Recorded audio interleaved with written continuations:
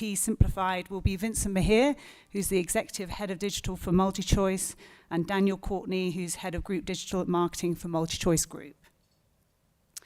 And then after lunch, we'll have a case study from Andrew Marr on crypto payments, as well as a panel discussion with Louisa, Vincent, Andrew Marr, Darren Hampton from Nando's, and Rick Joubert. So if anyone's got any questions, here's the hashtag. So please feel free to share, to post on LinkedIn, but we are welcoming all questions with regards to Web3. So firstly, I'd like to introduce the new MMA board. We had an announcement yesterday. I'm pleased to announce our new board for this year. We've got a 20-strong board member team, headed up by Vincent Mahir and Bruno Bertrand. So with regards to MMA initiatives, the role of the board is to define what global initiatives are, and we're very excited to look at some of the marketing capability maps that we've got here, and also the objectives for the Modern Marketing Association. We have 4 initiatives that we focus on. First is MAT, which is Marketing Attribution Think Tank, and we look at brand as performance and the marketing growth debates. Then we have Marketing Organization Structure, where we have the release of our 72 marketing capabilities. And then we have the DAT, which is Data Think Tank, and that's where we're looking at running a survey in data maturity and customer engagement. And then finally, Web3. Web3 is our think tank, and then we'll be focusing on the marketing and how to adapt and to look at Web3 marketing trends for 2022.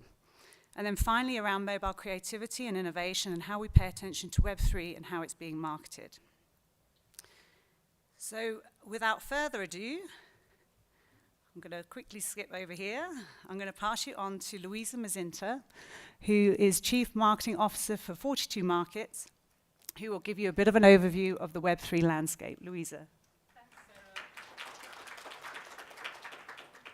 Sarah. Hi, ladies and gentlemen. It's great to be here. I'm just going to do a quick swap of computers, if you give me a second. Okay. So, one second while it loads. So it's wonderful to be here in person, to actually press fish and look at you all in the eyes, and a couple of, oh gosh. Okay, wait, it's waiting to see my keyboard. Sorry, can you see? Yes. And yes, also to share really the Web3 101. So we've got some amazing keynotes today, which I think are going to be very exciting for all of us as marketers. But we've also got to take a little bit of a step back and perhaps look at the landscape. It's kind of a tech for non-tech people, so it's really just to give you the basic principles and the concepts of the technology that underpins Web3, so that when the case studies and the presentations come, you've got some context of how they fit in and how they actually work and how you potentially could apply them in your own businesses. So if you'll indulge me, I'm going to go back to first principles. And I'm going to talk about a little bit about where we've come from an evolutionary perspective, where we are today, and where it's all going. So, if there are any questions, just stop me and ask. If we look at the history of computing platforms in the context of the greater arc of history, this actually is all very, very recent. In the greater scheme of things. The first real computing platforms really originated pre-World War II, but World War II was where the applications became really relevant. You'll all have seen the movie and remember the story about Alan Turing and his first ever computer called the Colossus, and they used to sort of turn these little knobs and switches and dials, and there were only a few people in the world who actually knew how to use it. That was only in World War II, and it was to help the Allies break the enemy's codes during the war.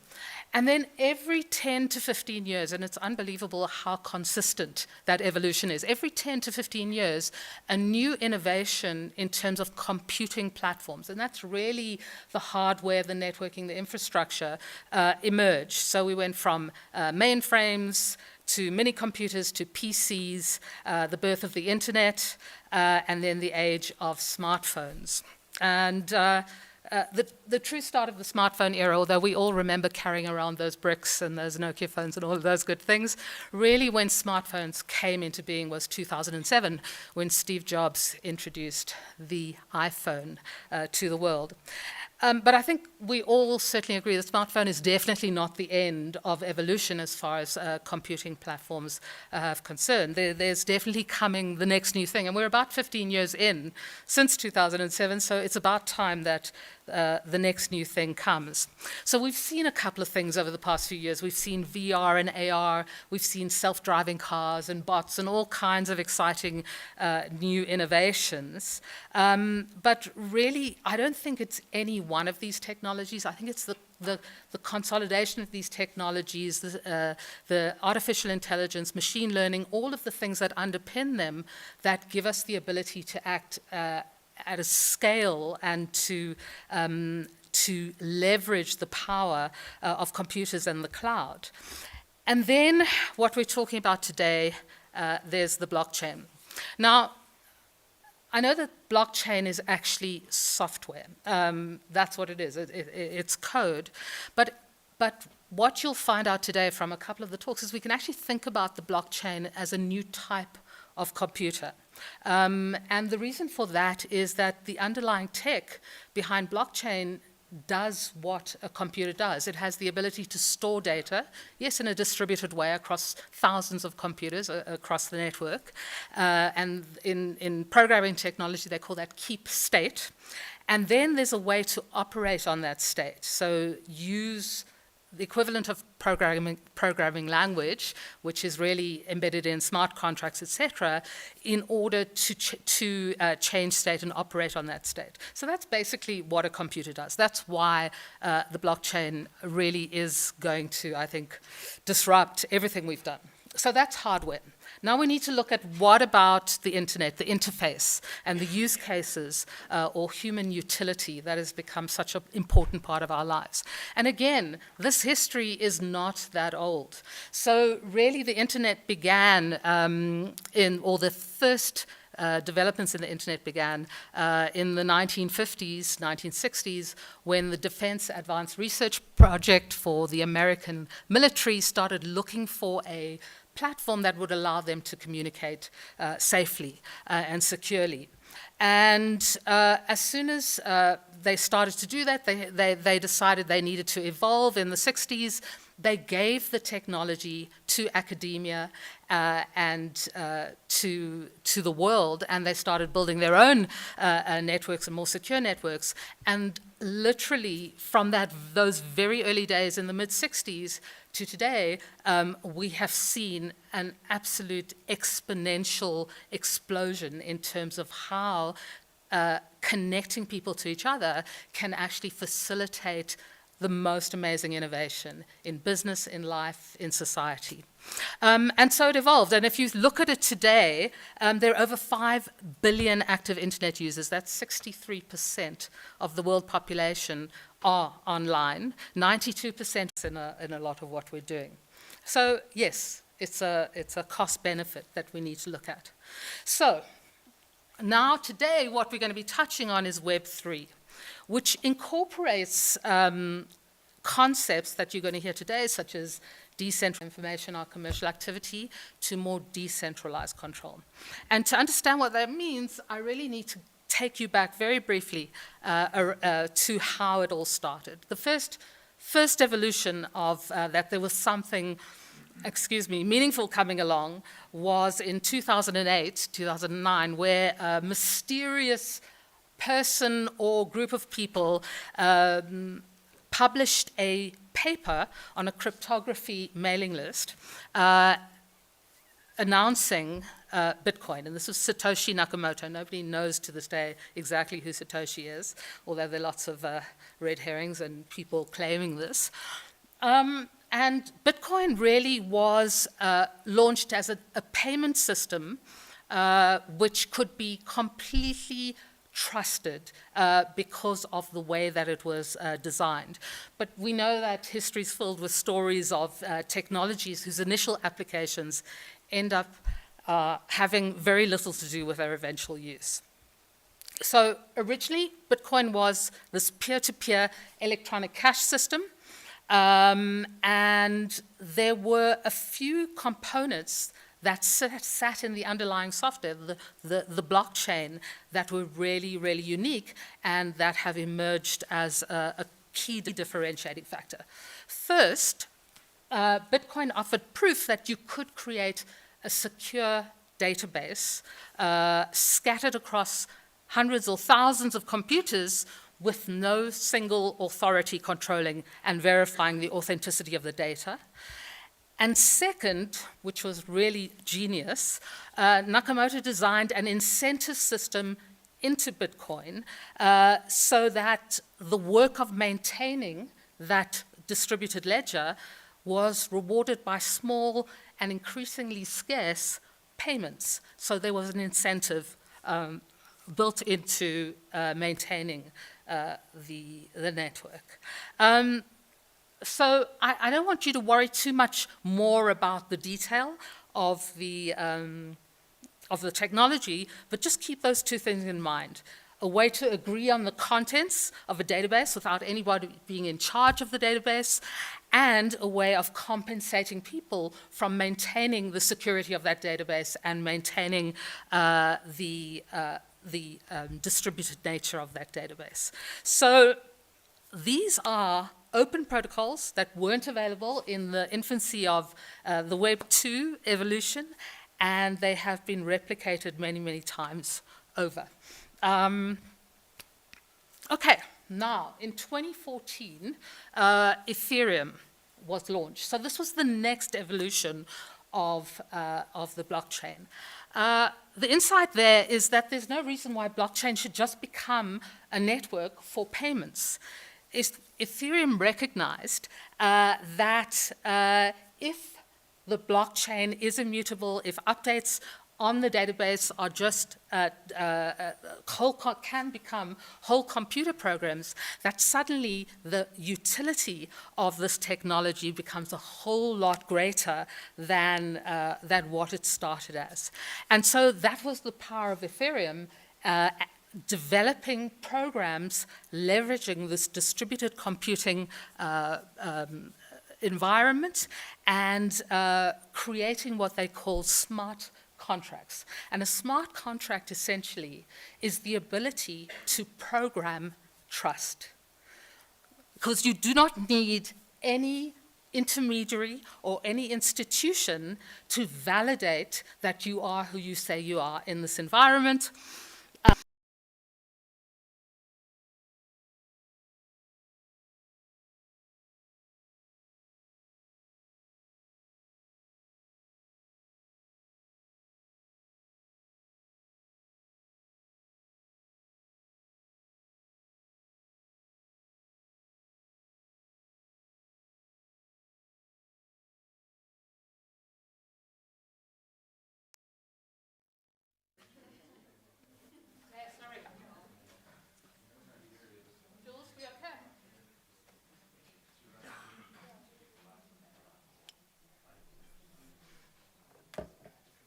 Okay. So I'm going to carry on talking about it just to kind of finish the story around Ethereum, and hopefully that will give the guys enough time to get the projectors up and running again. But really, once a smart contract is coded, and a smart contract really is a series of steps that a computer is told to do or programmed to do, that it consistently does ongoing till the end of time. So the other thing about a smart contract is it's completely transparent. So everybody who accesses it can look at the code and know exactly what they're expecting, and then they can trust that the code will continuously execute ad infinitum, forever. So why would anybody want a software program that does that? They are the ability for people working in the Web3 space to actually create value outside of just traditional fiat currency or anything else. So you can actually, without actively owning physical shares in an entity, you can contribute to that entity like all the miners do in the blockchain, and you can be part of the decision making as you have in decentralized autonomous organizations, or the governance component of these blockchain networks. There are some really, really exciting things which unfortunately I don't have time to go through today, but everything that happens in the Web3 space, remember we said it's the immutable database, and it's the fact that incentive is built in to the technology. So you can now use tokens of varying types to incentivize.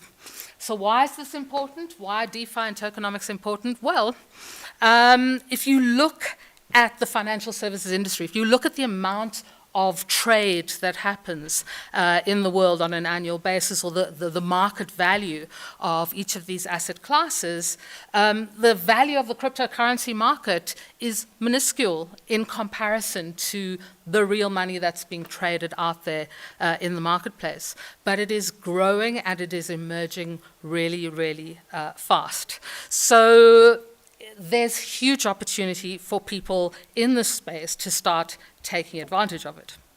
The other thing that's important is that the world is changing. We are living in a reality where there's an absolute seismic shift taking place in society. There is $65 trillion worth of wealth in the process of being transferred from your baby boomers, predominantly, who are now reaching retirement age and or beyond, your Gen Xers, etc., down into the millennial and Gen Z generations.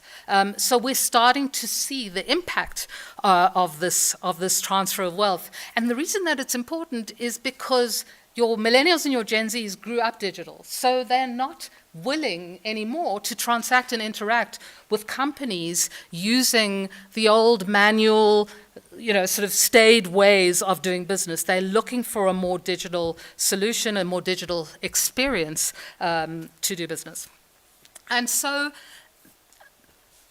Web 2, which was really took the protocol layer of Web 1 and created massive value on top of them, on top of those protocols which were made available by building these centralized organizations, are now giving way to a Web3 movement where the protocol layer is what is being invested in now. It's where value is being created now. It's where these major layer 1 blockchains are starting to create an infrastructure and a network that is hugely powerful, and that is going to create value for applications that can be built on top over the years to come. So the question is, for any of you who recognize any of these, is this an evolution? Or, as our cat lovers the world over will say, is this a revolution? I think it's a revolution. Just think about it. How's this going to impact your life? Well, in the Web 1 environment, when you wanted to do anything on a website, you needed to register on that site by creating a username, a password, and signing in and hoping that you didn't have to do it every single time, which generally you did because they never stored all that data in a database, but then you had to do it for every single website you visited. In the Web 2 world, this was sort of a complete revelation. Is suddenly you could use Facebook and you could use Google and Twitter to log in into any websites. And this was like the colonization of our data by these massive organizations. I think that the interesting thing was, at the time, it made our lives so much easier. Remember I said the Web 2 guys really gave us incredible utility and incredible value, but there was a quid pro quo, and in return, they owned our data. And I think the critical thing here is solving for identity. A lot of the big social platforms try to solve for identity. I think Facebook and Google were the winners in that race. But what Web3 is doing, and the developers in the Web3 protocol area are doing, is they're trying to say, how do we take this incredibly valuable asset called identity, and that's your information, your identity, your assets, your transaction, your social interaction, and how do we actually take that and make it open, distributed, and less controlled by the big guys. And it's really interesting what's happening with the blockchain evangelists right now. There was a white paper recently which was issued by Vitalik Buterin and a couple of others, called Decentralized Society, Finding Web3's Soul. And I love that they use the language of the soul as opposed to, the sort of more functional stuff that Web2 talks about. So their answer in a fully decentralized society is really to contain identity in what they call soul-bound tokens, which are really non-transferable, distributed identity and reputation tokens, so that your education, your work history, your professional certification, your identity, your credit score, your medical history, you name it, your relationships are stored on the blockchain and associated with your identity. So it's a very complex and can be a very divisive proposal. Because, you put this in the hands of the wrong type of players, and look a little bit at what's happening in China around real control over a population, or denying people access to things purely by virtue of the fact that you have identified them as not being worthy. So yeah, bad actors could very much do harm to specific communities in this space.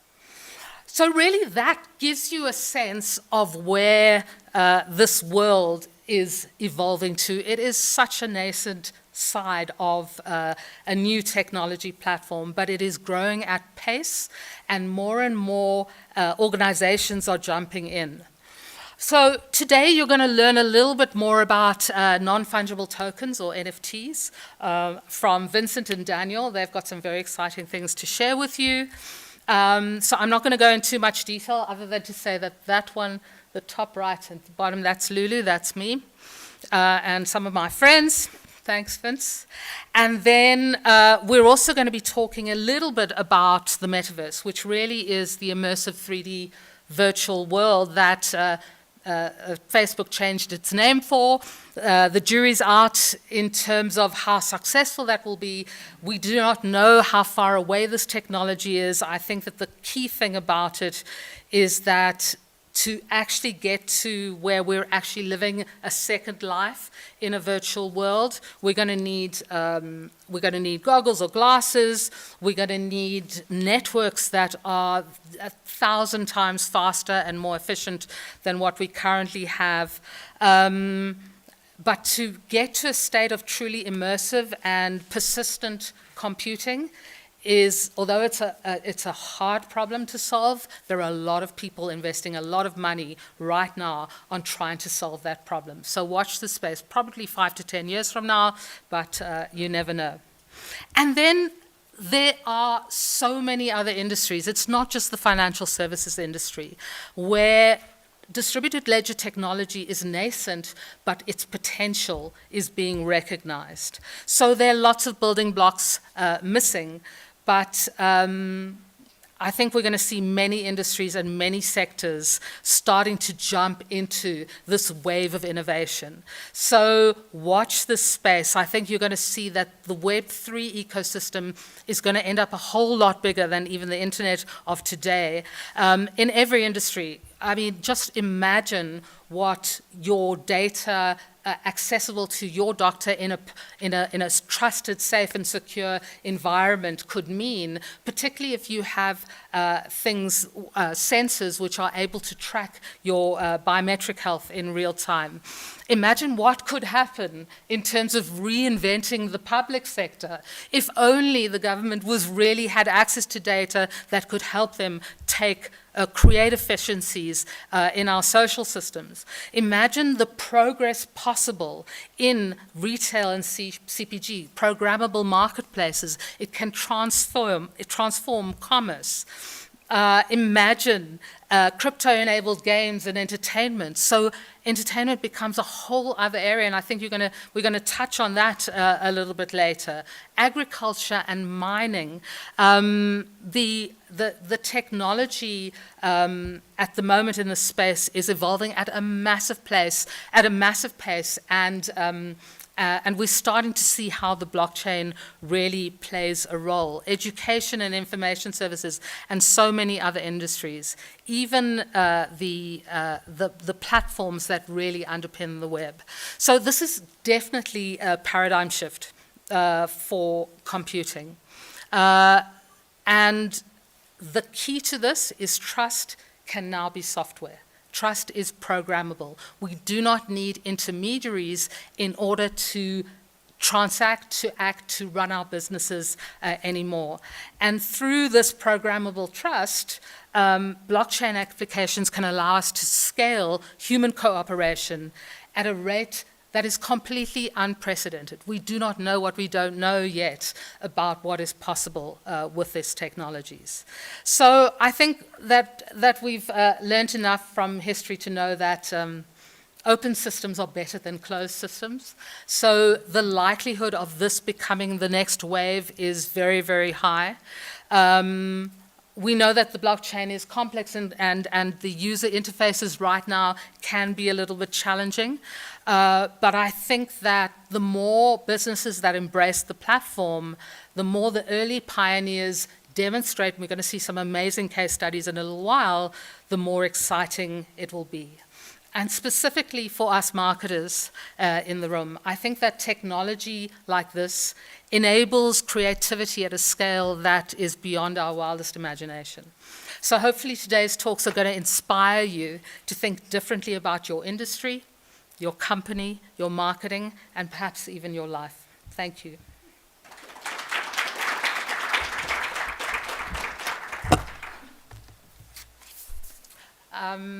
Sarah, I don't know if you want to.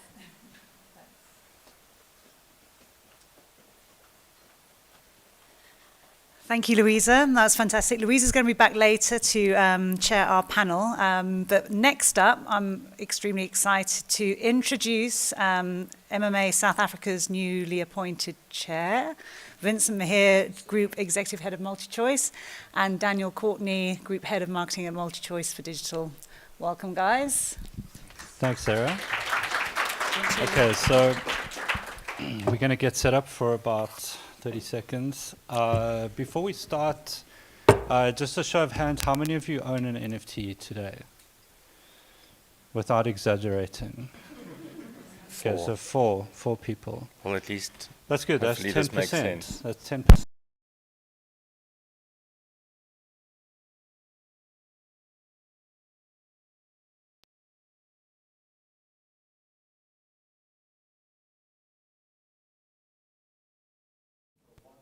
Yeah, okay, so let's expand that. How many of you have a crypto wallet?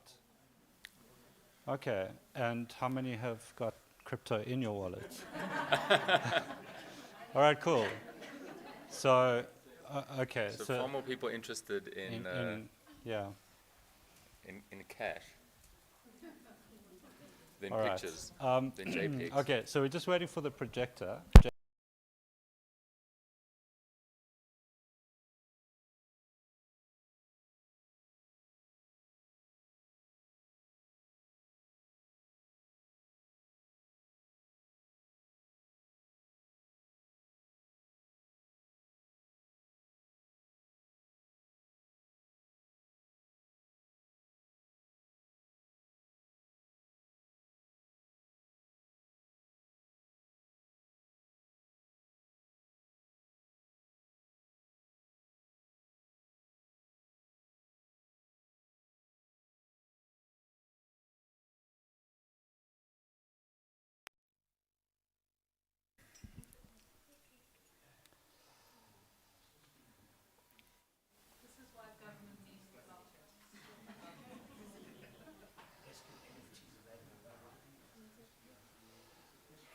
Okay, so maybe we should start with some introductions Cool.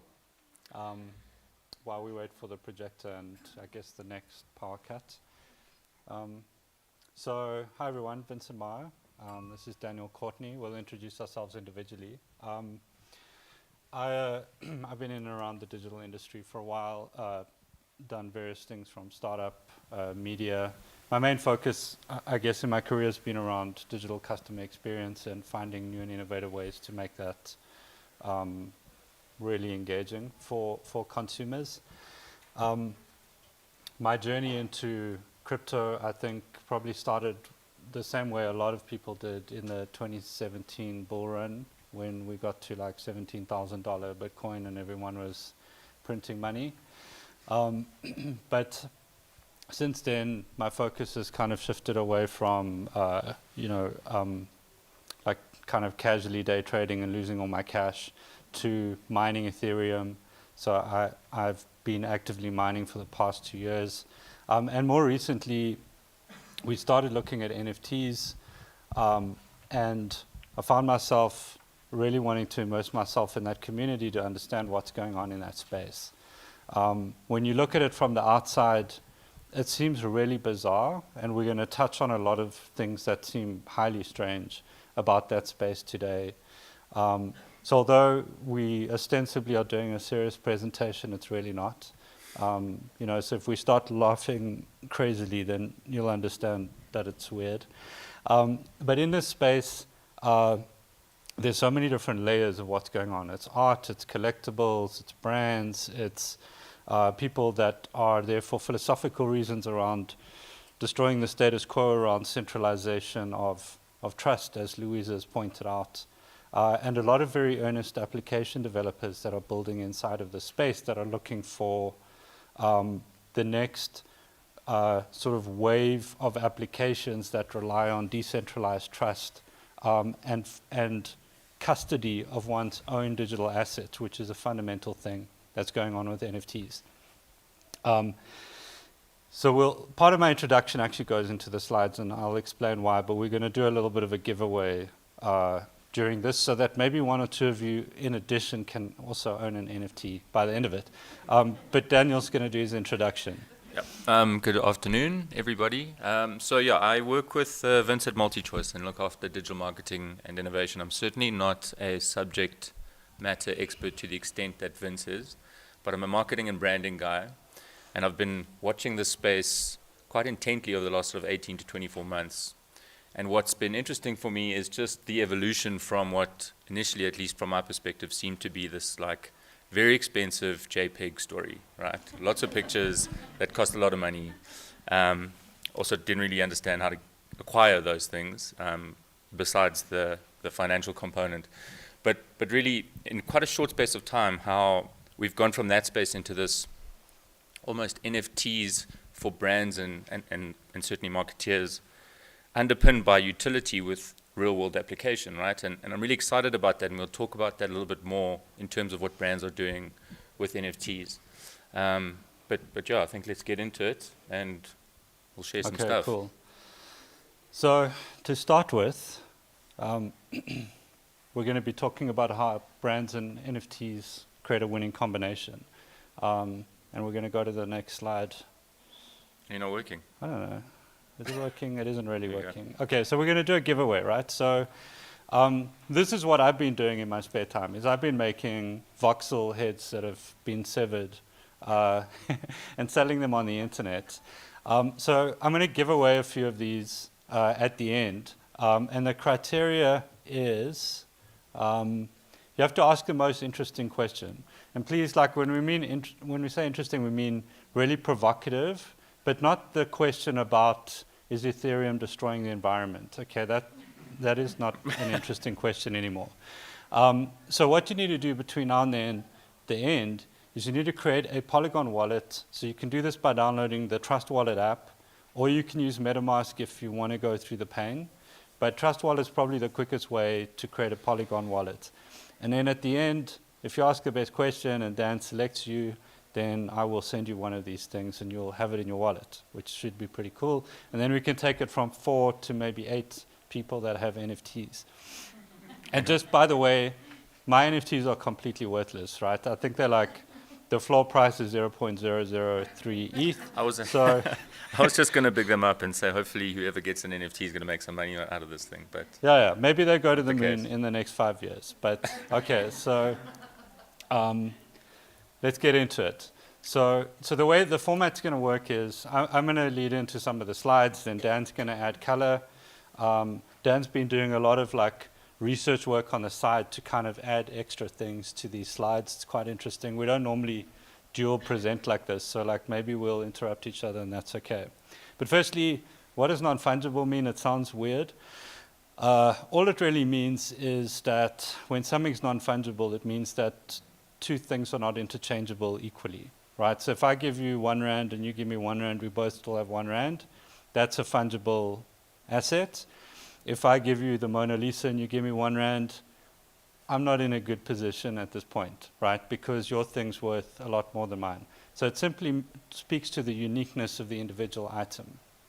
And why it's relevant and why people call it this is because tokens on the blockchain started off being fungible. So Bitcoin is fungible, right? I give you a Bitcoin, you give me a Bitcoin, we both have a Bitcoin. So that's really the long and short of it.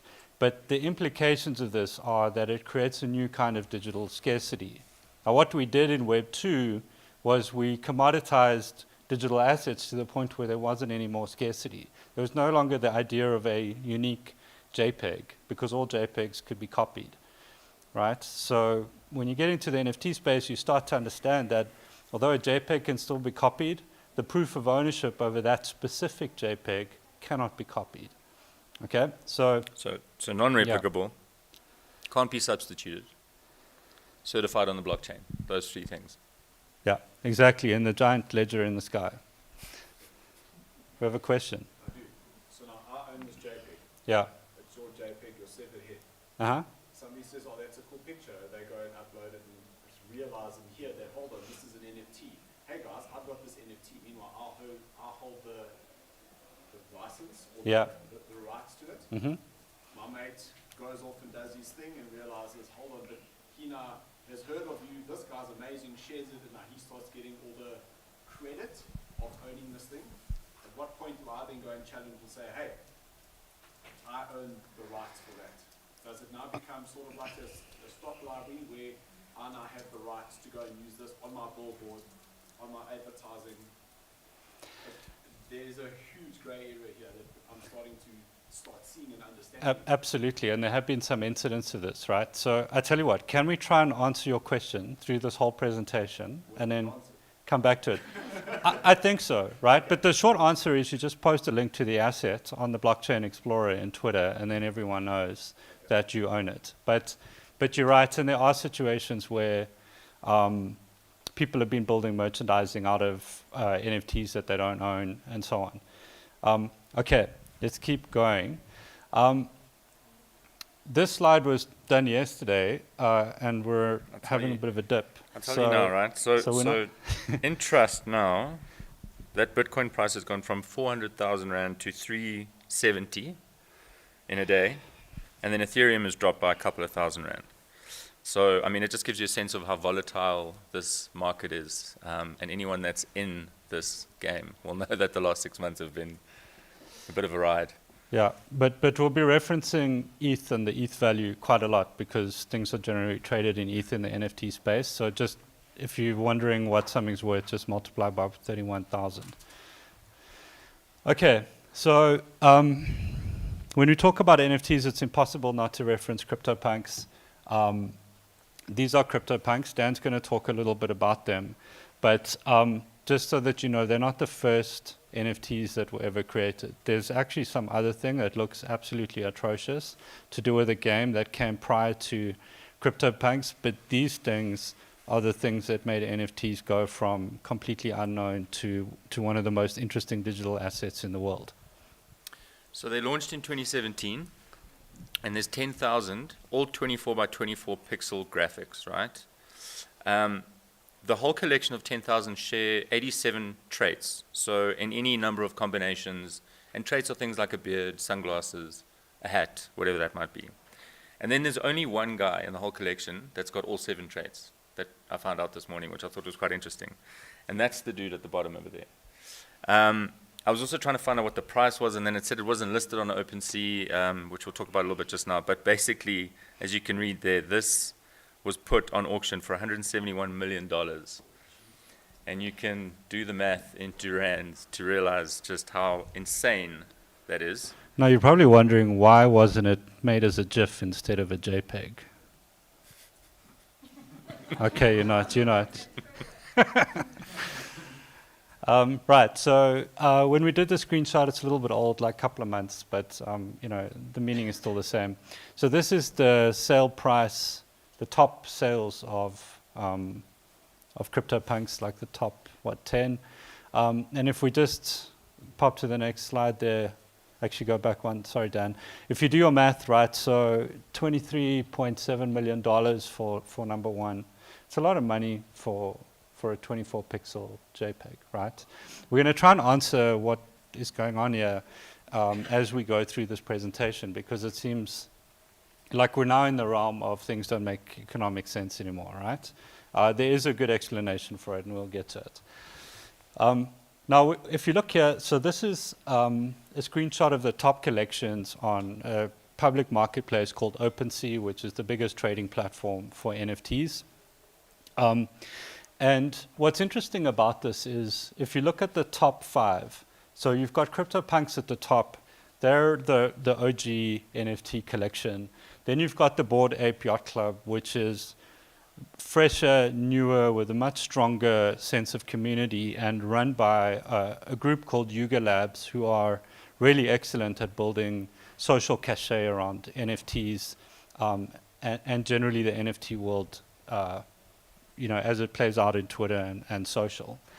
Below that is Mutant Apes, which are basically things that can happen to Bored Apes. And then you get Art Blocks, which is like a curated set of art. And then you get Other Deed, right? Now, the reason we put this here, maybe flip to the next one, Dan.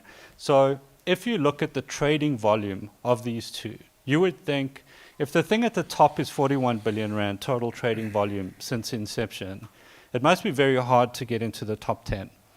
This screenshot was taken a week after Other Deed launched. So what is Other Deed? Other Deed is land sales in a metaverse space built around the Bored Ape Yacht Club conceptual space, right? So again, it's like a bunch of nothing, digital assets that are being sold for an insane amount of money. 7 days to get to 10 billion trading volume, okay? So it's a very open space, even though the numbers are bigger. And you've got to assume then, fast forward 5 years, the number at the top is going to get bigger and bigger and bigger as time goes on. So what's going on here, right? So there's a couple of things, but one of the primary is that, particularly with CryptoPunks and Bored Apes, community around these collections, plus the social cachet of owning a $23 million JPEG, is essentially a social flex in the same way that Louis Vuitton handbags are the thing that people are going to walk around with if they want to tell you that they've got a lot of money, right? Or at least cash to burn. And I respect that, by the way. I think you need that in the world. But what Twitter have done is they've basically seen that the NFT world really plays out in Twitter. It's in a way revitalized Twitter in a sense, and it's given a lot of people a reason to go back to Twitter, to the extent that Twitter have now, so they're busy rolling out hexagonal profile pictures on Twitter. I don't know if many of you know, but Twitter has this thing called Twitter Blue in the US, where they trial all their new products, and I think it's like $2 a month or something like that subscription, and you get early access to new features. So if you're a Twitter Blue user, you can put your NFT as your profile pic on Twitter, which anyone can copy and paste their NFT today on regular Twitter. The difference is that it's got a link to the provenance and the proof of ownership of that particular NFT. So in this screenshot, you could see, you say, cool, I want this amazing hexagonal profile picture. You pick your NFT from OpenSea or your wallet, and you put it there, right? And then it becomes a contest on who's got $1 million profile picture on Twitter. And if you start to engage with people that are part of the Bored Ape Yacht Club, you start to understand they move as a pack, right? They're a tight-knit community. They retweet each other. They're just like, it's a bit irritating in a way. But it must be quite cool to be in that group. Yeah, I mean, it's worth adding that. I mean, obviously, Mark Zuckerberg with the flip to Meta is really focused on the space and what the next few years are going to bring. So Instagram has just done the same thing. So you can now link your wallet to Instagram, and you can DM someone your NFT, or you can make it your profile picture or whatever. So it was cool that Twitter did it first, but now it's going to be like everyone can do it. Yeah, exactly. And ironically, Meta have beaten them to the market because they're still humming and hawing about whether they're going to roll this out on scale. Exactly. Okay, so you're probably wondering, when are we going to show a graph? This is the part where we show the graph. So where and how, what blockchain, what's going on here?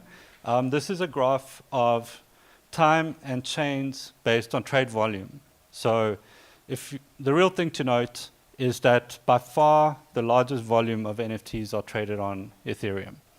And for those of you who use Ethereum a lot, you'll realize that that's really inconvenient because the gas fees to do transactions on Ethereum are really high. So there have been times when... I think you need to explain what gas fees are. Yeah, so a gas fee is like the money that you pay for the transaction to happen. So you pay a transaction fee.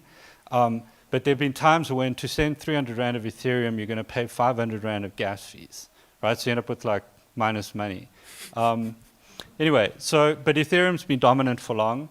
And the good news is Ethereum are trying to reduce this. They've got a roadmap. On the 15th of September, they moved from proof of work, which uses a large amount of global electricity, to proof of stake, which uses next to nothing.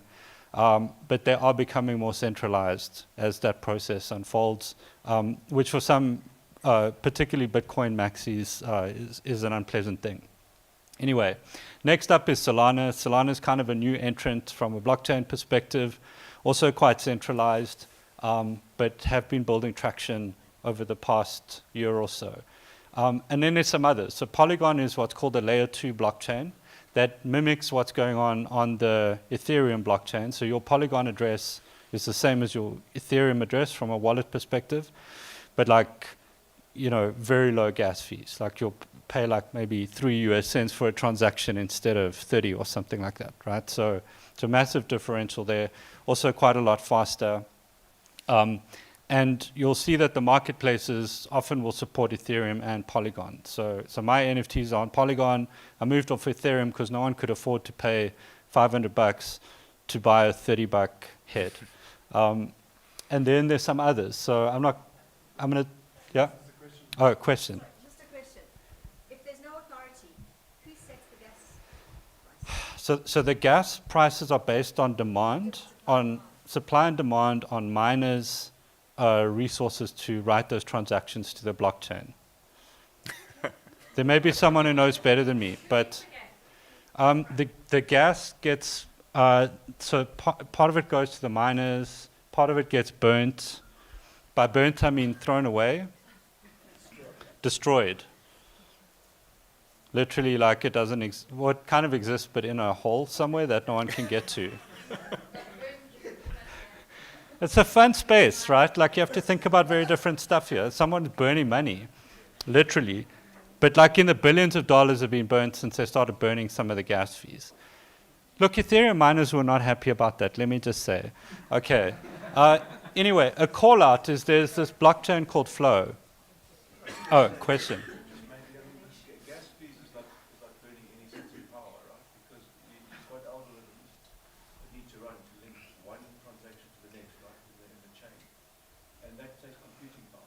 And that computing power burns energy. And that's the gas, and that's the cost of actually creating that new transaction.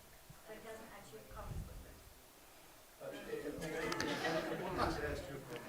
Yes, it does. Yeah, let's just say that your it money does. spent on gas fees is your carbon footprint, okay? All right, so just last call out, because Dan's starting to like tap his finger on this slide because we've been lingering on it for a bit longer, is Flow. So Flow is a closed blockchain that was created to support Dapper Labs, which created a thing called NBA Top Shot, which is a collector's marketplace for the NBA content. Flow has been expanding into other spaces like cricket, but it's established itself really as a trusted blockchain for sports collectibles, right? Which is very interesting. So there are actually some blockchains that are starting to emerge just to support certain niche areas of NFT markets.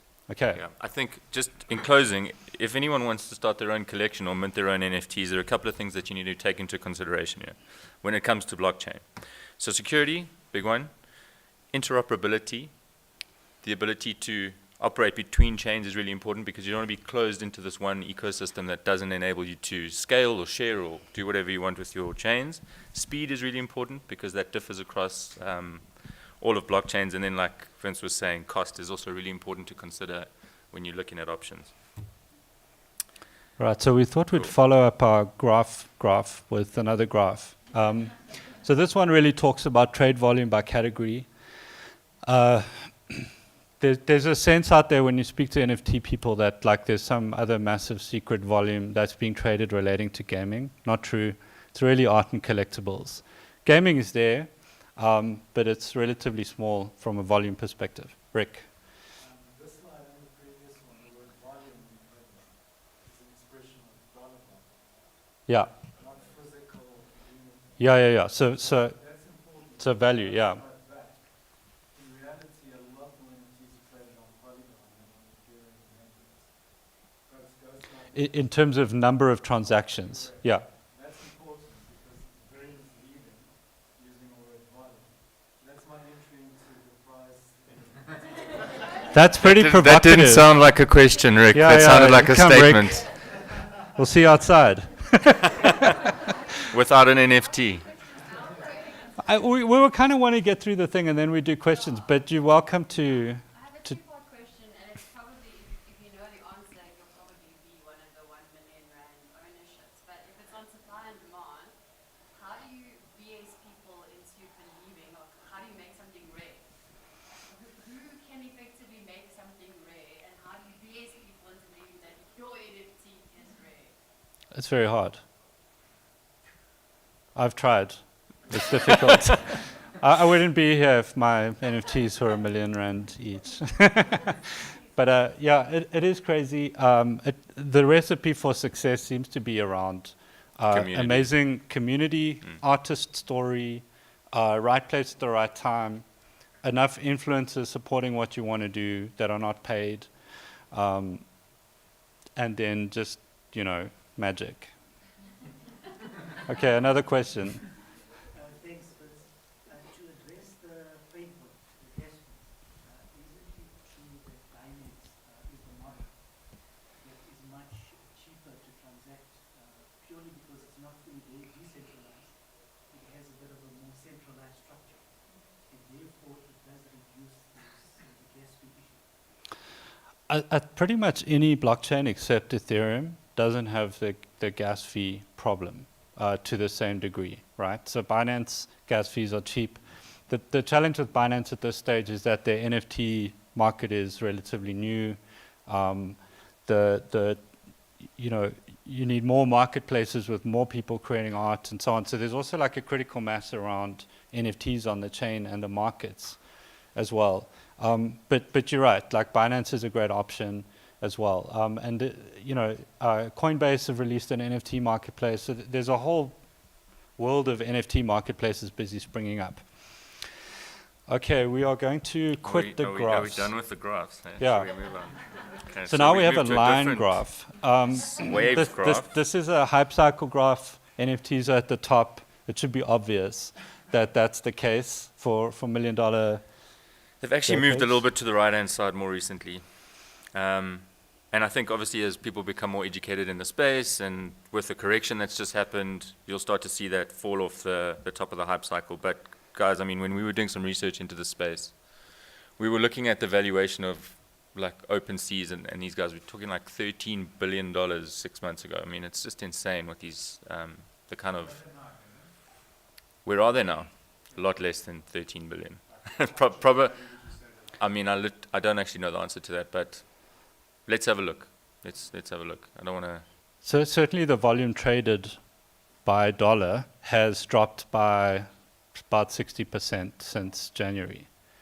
But the number, but the volume of transactions is still growing.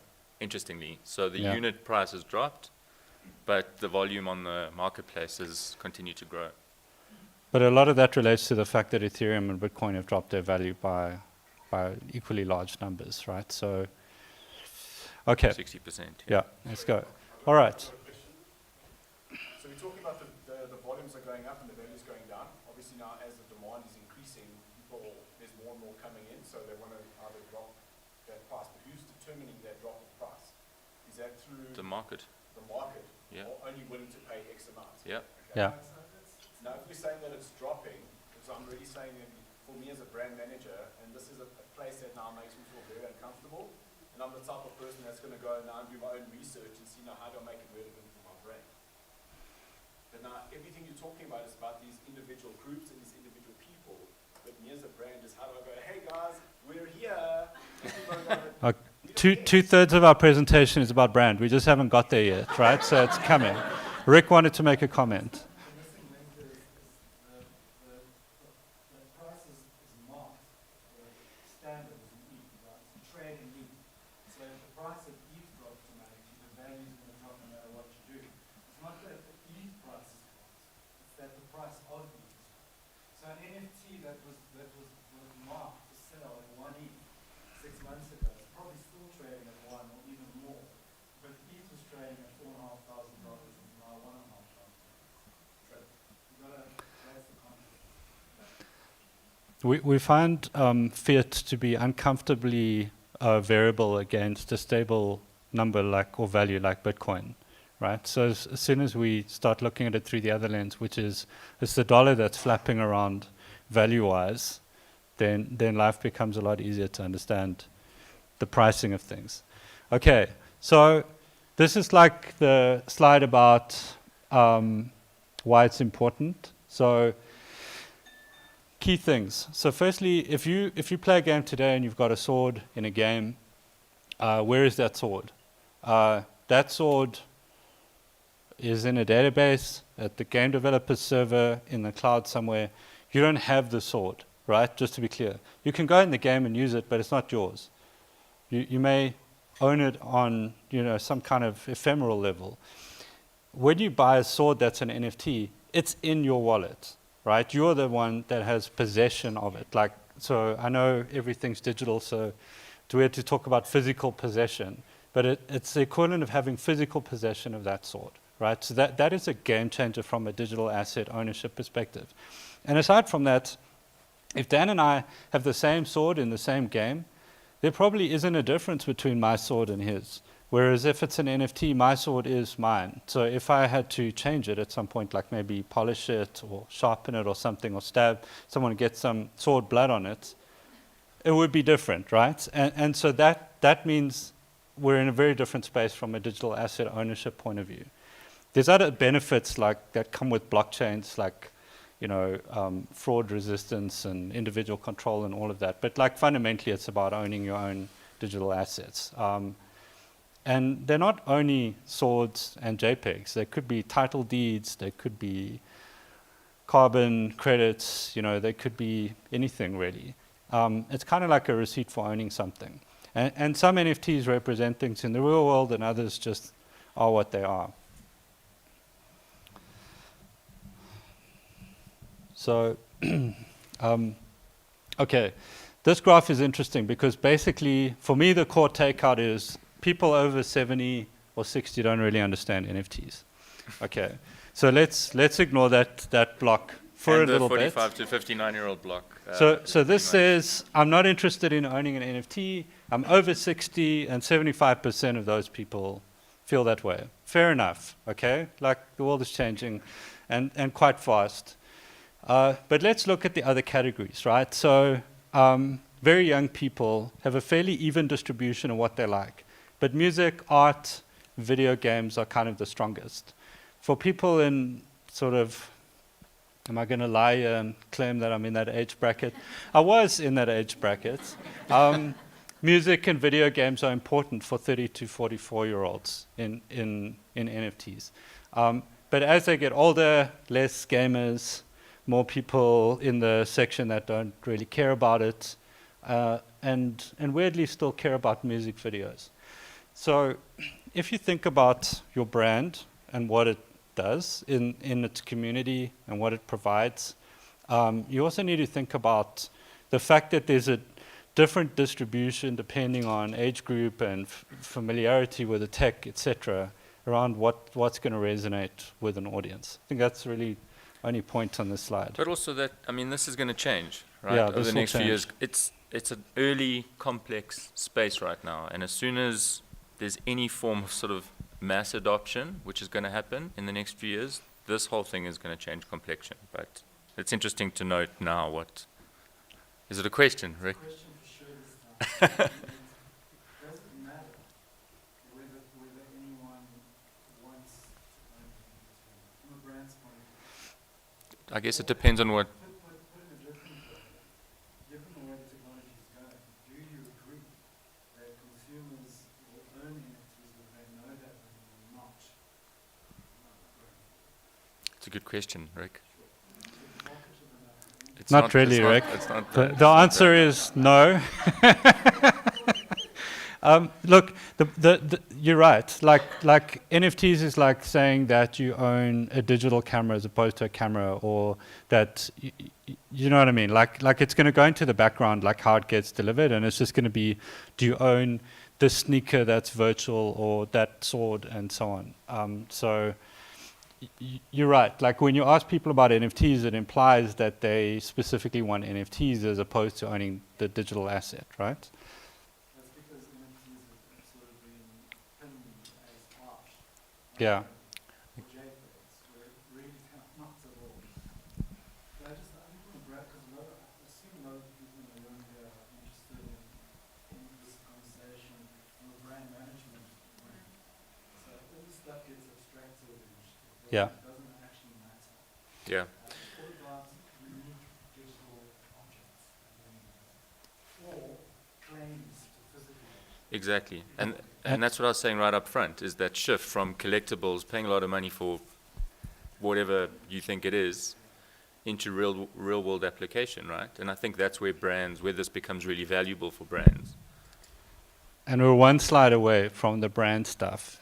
But you're on. Yeah, so it's like, you know, in the music industry, it makes a lot of sense, right? Because you have pay royalties. Yeah. People could claim different rights to the track. There's publishing rights, there's all kinds of different rights. And NFTs really make it really, really easy. So I think sometimes it's easier to use the music example because there's so many people who claim like ownership of an asset that doesn't actually exist. It's not physical. So maybe I think if you allow the audience to think about it from that perspective, Yeah. it's not really So what we haven't really mentioned, but maybe before we go into the brand stuff, is just your point about royalties. So the one thing that also makes NFTs quite different is that inside of the smart contracts, generally speaking, for NFTs, there will be a baked-in royalty for the original artist to earn a percentage of the sale transfer in a marketplace person-to-person sale. So often what will happen today is, if I create a piece of art and then I sell it on an auction and then the person who bought it sells it to someone else, I don't see a royalty necessarily from that art sale, right? It's more relevant, I think, in a way, in the music industry space, which has been quite controversial from that perspective. So the smart contract governs the fact that that person will always get a percentage of the sale, no matter how many times it's sold and between whom. More disturbingly recently, particularly on the Solana network, there have been some marketplaces popping up which suggest that the buyers and the sellers can decide whether they want to pay a royalty to the artist, right? And it's caused a whole explosion of debates on Twitter around whether that's right or wrong. But I think certainly from the artists that I've spoken to during my sort of period of immersing myself in that space, they've all said they're selling 3-4 times more art, digital art, than they ever were before because of NFTs. And now they get this additional revenue stream of royalties as their artwork trades hands, which is really, it's allowed a lot of people that I've met on Twitter to go from being a digital artist after 5 p.m. to now being full-time digital artists because of that. So it's been quite transformative for them. Sorry, on that point, because that was my question about the copywriting and how you actually make money other than selling your actual, NFT. Yeah. So what you're saying is, and I'm going to use Twitter as the example because that's what we start with. You are posting it onto Twitter, and now it's going to have the originator link and stuff. The people, how does that person make the royalties? Because you have to accept the fact that you want to make royalties, right? Is there any other way other than that to make money rather than selling your NFT? Do you make money anywhere else if somebody is copying your NFT, or is it only in the sale that you make money? So it's generally only in the sale. There are obviously ways. For example, not all NFT sales transfer the commercial rights of the original piece of art or whatever it is. So, for example, let's talk about CryptoPunks. So, CryptoPunks owners, until about a week and a half ago, didn't own the commercial rights to their own punk that they owned. So, and the reason for that is because it was so early, this wasn't a thing, and it was really championed by Yuga Labs with Bored Ape Yacht Club. Now, I don't know if, I suppose a lot of you won't know this, but the Lava Labs that created CryptoPunks transferred all the CryptoPunks IP to Yuga Labs about 6 months ago because they recognized that they're better at creating community. And in the last week, Yuga Labs changed the CryptoPunks, it's complicated, sorry. They changed the CryptoPunks terms so that if you own a punk now, you own the commercial rights, which means that you can create t-shirts and sell them. You can build a TV show around them, etc., which you couldn't do before, right? But there are many collections where the commercial rights still sit with the original creator. And all you're doing is owning a copy, but that's the sum total of it. But there does seem to be this movement towards giving away the commercial rights as well. Yeah. You'd think, right? At those prices. On that one, around the copyright, where does the Creative Commons licensing come in? Is it applicable or irrelevant? I think that you can put whatever license you want on those NFTs, right? So, but I would imagine that there's certain incompatibilities between Creative Commons and, any kind of discussion around ongoing commercial rights. So, yeah, it's a good question. I don't know. We're going to go on to this cool slide that Dan found recently, which blew my mind. It's a graph, but it's interesting. Well, it's a graph we didn't make. I suppose we didn't make any of them. But yeah, I mean, it basically does what it says on the tin, right? Yeah, okay. So this graph, guys, it basically shows massive overperformance of contemporary art and things like collectible whiskey and wine to the S&P 500, right? So it's not driven by NFTs, I don't think, but I think there's a piece of NFTs inside of here. Okay. It was shared by our friends at Moment, so it Yeah, must have something yeah. to do with NFTs, right? Okay, here we are, everyone, at the section that you all wanted. And we would have got you faster, except for this amazing engagement, which, by the way... And now we've only got 5 minutes I don't for brands. think... Yeah, so we can't do brands today. Anyway. But we haven't had, actually, a conversation like this ever at a conference event, I don't think, where it's so engaging, right? So let's just keep going. All right, first thing. So McLaren, we're going to run through case studies really fast. McLaren took their vehicle from last season. Also and Red Bull Racing. And Red Bull Racing. And they split their vehicle into 20-something parts and made each part available as an NFT. This was on the Tezos network. This is my profile. I hope my wife's not watching the stream because I spent 15 grand on buying wheels and stuff for the car, and I still haven't been able to sell it. But there it is, right? Quite cool when you're watching the Formula One, you can see the Tezos sticker on the McLaren and the Red Bull cars. Yeah. And there's a lot more of that stuff happening around the world. You know, you can see how crypto and blockchain is seeping into everything. So this thing sold out in about a day. And you can see, so they basically built a website where the NFTs that you buy then show on your personal gallery of NFTs, and it tells you your completion of the collection, etc. And there was a prize at the end where someone went to I think it was the US Grand Prix as part of that. So they used it as a sort of competition entry mechanic for people that had collected the entire vehicle. And from an ownership perspective, there's the promise that the secondary market for these items will actually be quite valuable over time, because now some of these things were only 200 of them made or 50 of them made. So if you own one, fast forward 5 years, it may be worth something. Two other things. Win the world championship and then you're in there. Fingers crossed. Yeah. So also they gave away the tires for free, right? So this was actually my first NFT. And secondly, what's interesting about this platform, this company, which is Sweet, they do all of this trading in fiat, right? So you can buy this with normal cash money if the crypto stuff's too complicated. And I think that they've driven quite a lot of success just by virtue of doing that, and a lot of people are starting to do the same thing now. And these guys actually were previously a fan engagement agency. So you can see a lot of the consumer engagement application inside of the way that they approach NFTs and the way that they drive brand campaigns. Okay. Cool. This one's complicated, so we have videos to explain it. Okay, but first, what is quite interesting is that Artifact was founded at the beginning of 2020 and then sold to Nike at the end of 2021 for upwards of $1 billion. So well done to Artifact. Yeah. And now let's watch the video. Hopefully this works. Welcome to the Artifact ecosystem. Today, Artifact together with Nike Crypto Kicks introduces the future of sneakers. Starting with the Artifact Nike Dunk Genesis, powered by DreamOS and Skin Vial Tech. Skin Vials allow you to change the look of the Artifact Nike Dunk Genesis or any compatible sneakers with limited edition skins. Collect, evolve, and breed sneaker skins, created by legendary collaborators, artists, and the Artifact community. Load up thousands of skins to a single pair of sneakers. Today, we start with Evo X, Artifact's first skin vial collection featuring 8 Clone X DNA-based evolutive skins. Evo X powered skins vials allow you to evolve your Artifact Nike Dunk Genesis sneaker and choose drip upgrades and powers.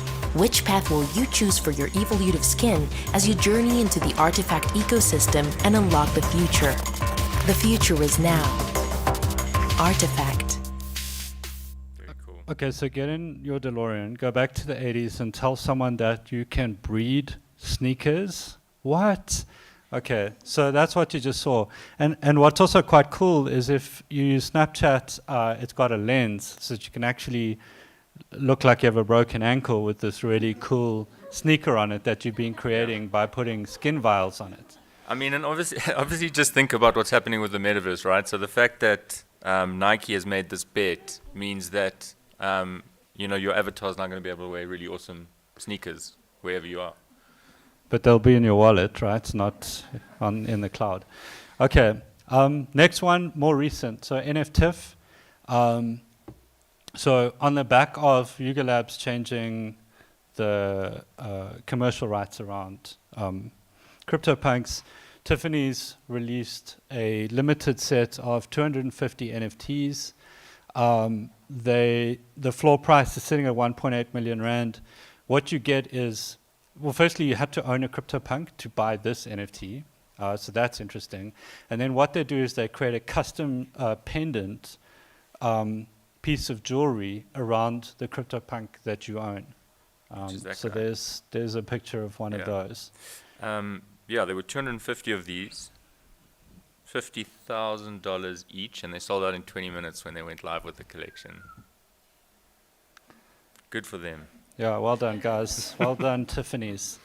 All right, moving on. Hot Wheels. Do you want to do Hot Wheels, Dan? Not really. Okay, so you can collect virtual cars by buying packs, right? So another quite interesting thing that's popping up is that a lot of NFT collections are starting to sell packs, which work like loot boxes in gaming. So if you're a gamer, you're probably really angry right now. But it's a randomized thing where you don't know what you're getting in the pack. And for those of us who were conscious during the 80s, there were these books and packs that you could buy in shops that you didn't know what cards you were going to get, and then you trade them Trump with other cards. people. So that's what we're showing you here, but Hot Wheels are doing it today, and it's all NFTs. Fashion shows in the metaverse. So a lot of these sort of high street fashion labels, Tommy Hilfiger, D&G, etc., doing these fashion shows, and then what they're doing is, so obviously firstly in the metaverse you can have people from all over the world looking at your virtual fashion, and then this outfit is an NFT that you can then buy and own post fashion show. So that's quite cool. Macy's. Macy's, so this was Sweet as well, the same platform. Vince says these guys managed to dupe a bunch of people into buying pictures of the Macy's carnival. But, I mean, the prices are insane. And again, this is just a collection that sold out in literally minutes when it went live. It went live as soon as, well, at the same time as the annual carnival. Do you think next year check this the full shop? Oh my god. Best idea ever. That's a good Well, question. So, Which brand would be the most next thing? so it's an interesting question, and we've got Rick Jabber in the room, who's a thought leader, as you can tell from his questions, right? And we're going to be talking in the panel with Rick about some very real stuff that Rick's been doing that's more mass market South Africa. It's not all Rick's going to talk about, but that's one of the things, right? But we actually got a slide for that over here. And then Coachella, so big music festival, giving out, or you can buy collectibles, and then those collectibles, when you're on site, enable you to get into different stages at the festival. I think they also had a sunflower that bloomed over the course of the 2 days when you were there. Who knows why that was important, but it happened. And yeah, this is also cool because they've released playlists and stuff, and this gives you access to some of the music that people without them don't have access to. So now you take it from a JPEG into a GIF. Yeah, exactly. Yeah. But an animated GIF as well, not a Yeah. static GIF. And a nice example of real-world utility, right? So using NFTs and that enabling you to unlock certain privileges and showing your NFT. Exactly. Exactly. But think about NFTs as tickets to events, right? That's a very obvious thing that can be done. Cool. And then bringing it home, Rick and his team ran a really great campaign last year. And this was just quite an innovative way of using a digital asset, an NFT, to drive foot traffic to stores, right? So I think applying this to a map application, people could go and find these golden nuggets. Obviously, they were close to the stores, so you were driving foot traffic into the stores. And then were they redeemable? I can't remember if they were redeemable for a discount or... Yeah. Yeah. Yes. You could then pull that NFT into your wallet and engage with it. And that's where, like, the animation you were just talking about, because you could actually shake the buckets, and the bucket would animate and shake, and you would then either win something or not. The prizes were NFTs themselves. So these are called smart NFTs, so they can spawn other NFTs. The prize then is an NFT, which is then redeemable in store.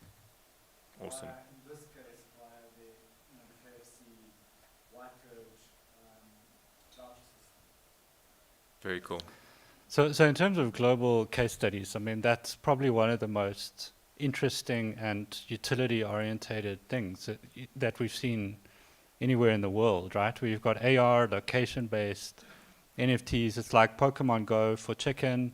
Amazing. So, okay. Okay, we're about to wrap up, guys. Don't worry. So what opportunities does this create for brands locally, right? So let's firstly look at market size, right?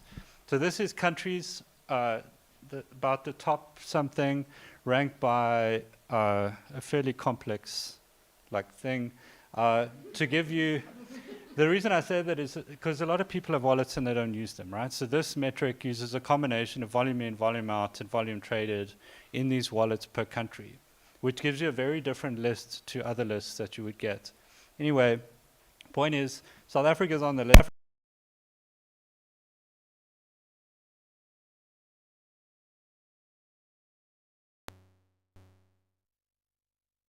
Certainly, Rick's case study has proven that you can roll out volume in South Africa. I don't know, Rick, do you ever share the number of? It's big. Well, we have about 250,000 unique individuals engaging with those Yeah. during So, over a 6-week period. so that's really big, right? So I think the market's there.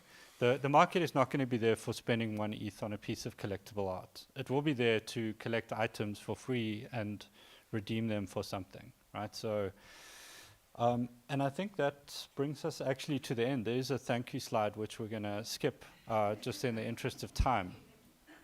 So, So thank you. We have one question, and then we'll. I think we run out of question time. is now is to the brands. So the brands that are basically utilizing, it's not about us selling our artwork to get rich as a creator. It's about using them cleverly in terms of using as a redemption. When I saw the mic, and in my head I'm already building up my own little razor for chic. I'll put this thing together and now you can go and own your very own. And guess what? Listen, if yours have been voted, we're gonna build that for you, and you're gonna be named, and that's the idea that's already been built. So I love it. And is that That's the very message? cool. It's about Yeah, taking- absolutely. It's about taking the technology as an NFT and using it to basically expose the mass market about using to redeem. Yeah, and I've already got my campaign for January. Thanks. and I guess the truth is, with what you're suggesting, you don't need to use NFTs for that, right?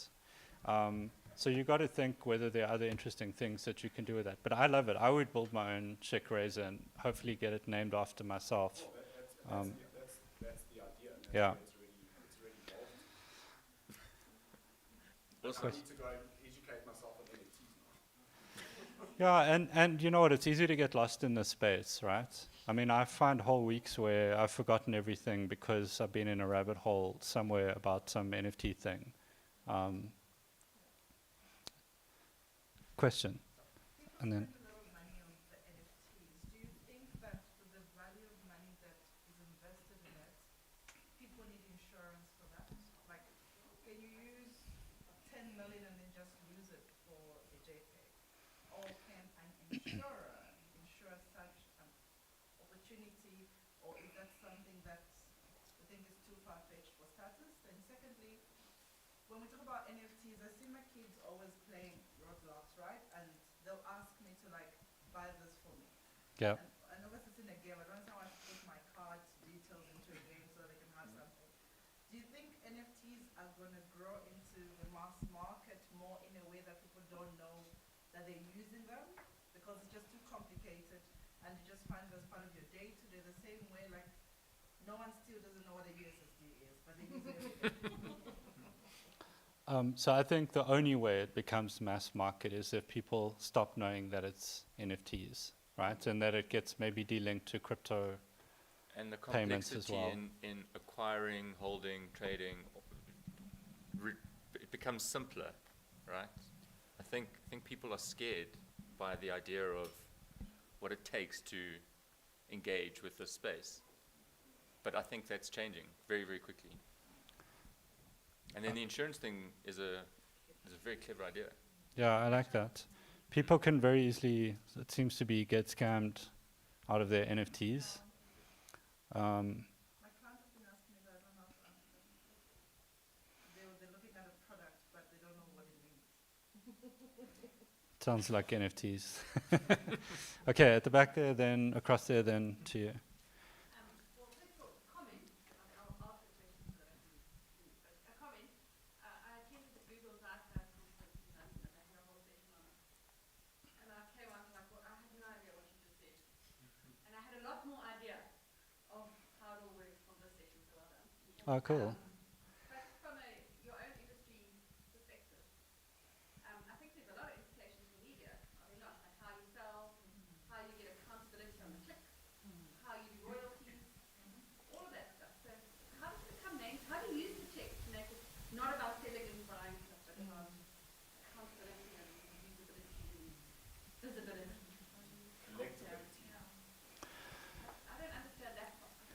Yeah, I mean, I think if you just think about what we do, I mean, we create massive volumes of local entertainment. Sporting history gets captured on our channels all the time. So when we look at this through a media lens, aside from, you know, some of the other applications of blockchain, just simply the ability to spin up collectibles around content on our platform is a very appealing thing. But we also have a lot of shows that have utility sort of baked into them. You know, for example, Big Brother's the biggest TV show in Nigeria, and a lot of people vote and participate in that.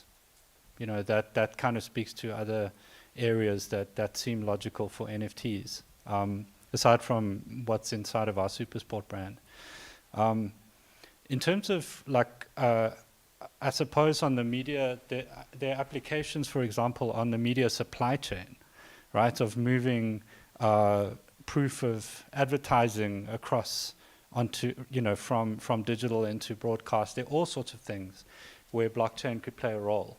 I actually feel like the question you just asked is exactly the question people in some similar room as this were being asked in 1994, 95, with the emergence of the internet. Exactly. Just replace. We way over. Actually, reading some old videos today. I don't know, maybe you played them later. Some of you have seen them before. The one classic is Bill Gates being interviewed by David Letterman in the mid-90s, 1994. It's hilarious to watch that little clip. It's only a minute. And there's another one just before that as well. There's the American TV morning show people are talking about the internet. What is the internet anyway? Yeah. Exactly where we are. Right? What is a Web3 anyway? What is a Metaverse anyway? And the reality is, you know, don't try and pigeonhole it because the technology is very open, very open. There are thousands of potential use cases. So that's inherent in your question. You start how you specifically use it in the broadcast industry. And then specifically for this, schedule when we go to the next game we're going to beat the All Blacks, will we be able to buy little phone, SuperSport things of all our favorite South African players? It might be somewhat on the card. Yeah. So I want everyone to keep these thoughts flowing, because we are going to have a panel debate with Vincent and Dan after lunch, but we are going to break for lunch now. So thank you very much. That was awesome. That was so good. Thank you. Okay, everyone. We're going to break for lunch outside. Some great food. 45 minutes. If everyone can come back for about 1:30 to listen to Andrew Marr for the case study and the panel debate. So thank you. Thank you very much.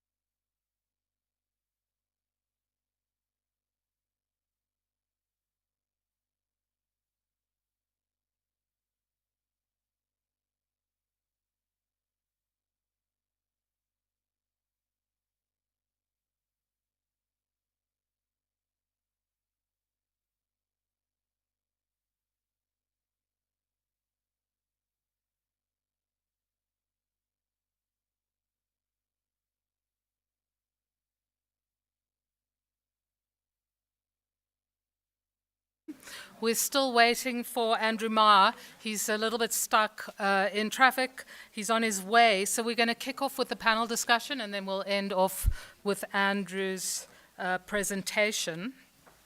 So I'd like to ask to join us. We've got Vince and Rick Joubert, who was chatting there from the corner, who's the CEO at Wanda. Yonder. Wonderful Yonder. Wonder Yonder. Sorry. It's just you always leave me in such wonder that I made the mistake. Hello. And then the other new face that you're seeing on the panel is Darren Hampton, who's the GM of digital marketing for Nando's Africa, India, and Middle East. And Dan is not. Are you going to join us? Where's Daniel? Okay, so he'll join us in a moment, and then Andrew. Actually, no, Dan's not joining us. We're going to just wait for Andrew. So we'll use our 3 panelists to kick off. So, guys, thank you. Thanks, Vince. I'm sure all of you agree that this morning was fascinating in terms of starting to really, first of all, understand the landscape and then starting to unpack some of the use cases and some of the opportunities that this very exciting space can afford to brands. And I'm going to ask, Rick, if you don't mind, I'm going to ask you to kick off because Vince alluded to a case study of Rick's that won all of the gold awards for the latest Smarties and the campaign of the year, etc. So, Rick, I'd love you to tell us a little bit about the KFC case, which... Sorry, Dan. Vince, would you please sit between the two?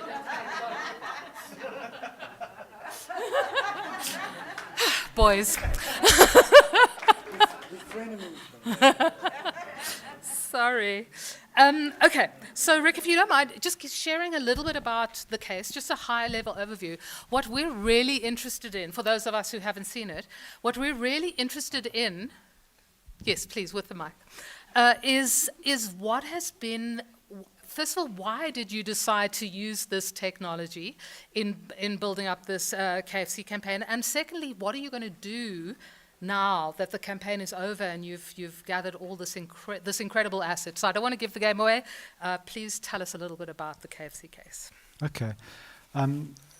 So, I mean, just to be clear, the KFC case was just the first campaign off the back of this set of technology that we've been sort of developing within Yonder, but also partnering with third-party tech. There's quite a few very, very interesting platforms that are available and accessible right now that do amazing things, but trying to sort of get in there and trying to understand exactly what's going on is hard. And it took us about 2 years in one particular case to really get into the heart of this business in California, which we think is doing amazing things. But I think where I'm going with this is when we saw the NFT opportunity and the Web3 opportunity, the question we were asking ourselves is, from a brand point of view, what is the relevance if consumers need a crypto wallet? Like, by a show of hands earlier, I think it was about half of you had a crypto wallet, or a third maybe, like a MetaMask wallet. Pardon me? Plus one now. Just got one. Probably a few more just got one as well. And the other friction, you need a crypto asset like ETH, right? Because you got to pay gas if you want an NFT. You heard about gas earlier. There's a lot of friction, and so it's not realistic to think from a brand's point of view. If you exclude, the conversations about CryptoPunks and Bored Apes, which is very cool, and which is a strong cultural movement, and which is very inspirational, but not necessarily that applicable to mainstream sort of brand propositions in the marketing value chain. We're an agency, we're a digital agency, Yonder. And so for us, the interest was, well, how do we learn from what's going on and kind of get way ahead of the curve to start making this real for brands? So it's all about friction reduction. It's all about making access for the consumer easy. And what you saw in the KFC case was the first example of that. We've done a few other campaigns. We did one for Beacon over Easter, where we had Beacon Bunny NFTs and very, very scarce Beacon eggs. They didn't make a lot of noise about it. It was quite direct and on social, but that was quite cool as well. And there's quite a lot more coming. There's a lot of conversations happening. But the service sets, like everything we do from a consulting point of view, and the use of that tech is around friction reduction and making sure brands can access Web3, in this case NFTs, in a way that is meaningful and is at scale for consumers. So I think from a philosophical point of view, that's the first thing. And we proved that can work in the KFC case. There were, as I said earlier, there were about not 500,000, 250,000 users engaging with those digital objects seamlessly. The key here was that access was via a web app. So no need to install a native app, no need to go to the Google Play Store or the Apple App Store. You're a link away from NFT engagement. That's the first thing. The second thing is no crypto asset required. You don't need ETH, there's no gas, right? So yes, if you're a purist, you'll say, well, how decentralized is that? Well, how decentralized does a network need to be in order to secure a digital bucket of chicken? Like, I'm not exactly sure how decentralized that network really needs to be. But you have to have an eye on the future. So what we're also cognizant of is, if we're going to draw consumers in to this world in a frictionless way and give them their first taste of digital objects, NFTs, like I said earlier, consumers shouldn't have to think about NFTs. They shouldn't even know that should all be abstracted away. And you should be very clear about why you need an NFT in a campaign. But you also need to consider the future, because more and more people are getting MetaMask wallets, getting whatever crypto wallet it is that you choose to get. So how do I then get an NFT from a brand in a frictionless fashion and then put it on OpenSea or any other marketplace if I want to monetize it myself? You can't do that in a centralized, more closed network. So the ability to break out, so to burn your asset in a centralized, easy access kind of tech, having engaged with the brand, and then move it out very easily to Polygon or to Ethereum, etc., is very important too. So all those goals were achieved. KFC had 10 gold coins. They weren't allowed to call them coins, they had to call them tokens, because apparently the Kruger Rand has got the monopoly on the word gold coin. But anyway, it was very much about their golden anniversary, so gold was a big part of the theme. So there were 10 of those, which were also NFTs, right? And those had to be properly secured on a real public blockchain. So you can see, it depends on the use case.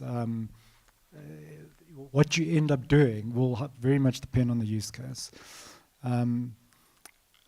I think there's a lot more I want to say about the tech, but I don't want to overrun, because your question was specific about KFC. Yeah, I'm interested in what does the brand do next because you've basically got this database of users who have crypto wallets, and they hold a branded NFT inside the wallet. Correct. What is the next step for a brand once they've built this asset? Yeah, so for me, the big opportunity is not campaigns. It's an always-on channel. If you think about it, there are now 250,000 KFC customers who've got a crypto wallet, which means I can suddenly engage with them via the exchange of value rather than just information. And I was explaining to someone else earlier, that is really what differentiates Web 2 from Web 3. Like the internet as we know it today is the internet of information. The third version of the internet is the internet of value, right? The ownership economy, the digital ownership economy. So from a brand's point of view, instead of dropping an email into my email inbox, instead of sending me a WhatsApp or an SMS promoting something, I'm not saying those things go away. Of course, they continue to be relevant. But the opportunity now is to have a B2C engagement opportunity via the exchange of real value Because what can I do now? I can drop an NFT seamlessly into a customer wallet, right? I can actually offer real value. Now, don't think of that purely in a promotional context or in a campaign context. Think of that long term around loyalty, and not necessarily a loyalty program, right? I'm not talking about loyalty points. I'm talking about true loyalty. Why? Because you can share value back and forth. We mentioned these things are redeemable. There's a highly gamified opportunity. Like, so in the KFC case, for example, there was gamification because you literally had to leave your home, go to a store, hit the AR button on the web app, no app required, and look for buckets around you and grab them and shake them. Have you won? Haven't you won? Fairly simple stuff. But you can take that to a whole new level. And the other important thing is these NFTs are smart. I mentioned that briefly in response to a question or a statement you made around animation, around state change. So, these NFTs can also listen to the real world. They can listen to scores in a sporting match live, right? They can listen to asset prices on a stock exchange or any other exchange, and they can change state. They can also change state based on consumer behavior. One of those behaviors could be the purchase of a particular product, right? There's so much more, but I think in a nutshell, the key things I think I'm trying to communicate here is low friction, massive accessibility, value exchange, always on integration into your marketing program as an add-on to what you're doing already in order to leverage the power of Web3 and where consumers are going. Brilliant. Thanks, Rick. That was really insightful. Vince, I'm going to turn to you next. And I know this is something that's much on your mind, specifically in relation to digital identity. We spoke a little bit about the soul-bound NFTs and how that really is a nascent approach to defining identity, wrapping it up, and democratizing ownership of the consumer's identity. So it's no longer the centralized apps that own it, but you own it yourself. What are the implications for that, and what does it mean, particularly in terms of the broader continent-wide market that you play in? Okay, I'll do the stand-up thing, Rick. Sorry. Be behind you now. In fact, this is a conversation based on a breakfast that Rick and I had together where we were talking about NFTs and identity. So I guess you have to look at how identity works today, right? So you may have a Google account, you may have a couple, I've got 5 or 6, and then you've got your Facebook account, and you've got various different things that you can use to log in with. So where is the you part in all of that from an identity point of view? It's sort of spread around all of those things, but none of those really represent, they're not the authoritative version of you, unless, you've just only got one Google account. How many people have got one Google account here? Okay, all right. So, exactly, so identity is spread, right? And so when I look at just practical stuff that I try to do from a day-to-day point of view, I've got to solve challenges of, for example, having people moving across multiple different products and having little bits of behavior that they do in various things, but under different guises. Some people may log in with Facebook and others with Google, and then the Google person is now logged in with Facebook, etc. And I've got to stitch all of this digital identity data together in order to do personalization or recommendations, that kind of thing. But what is becoming clear to me is at some point something like a crypto wallet would actually be a great way to have a single identity that also has asset ownership linked to it. And this may not be comfortable for many people as well, right? So I think there are always going to be people who want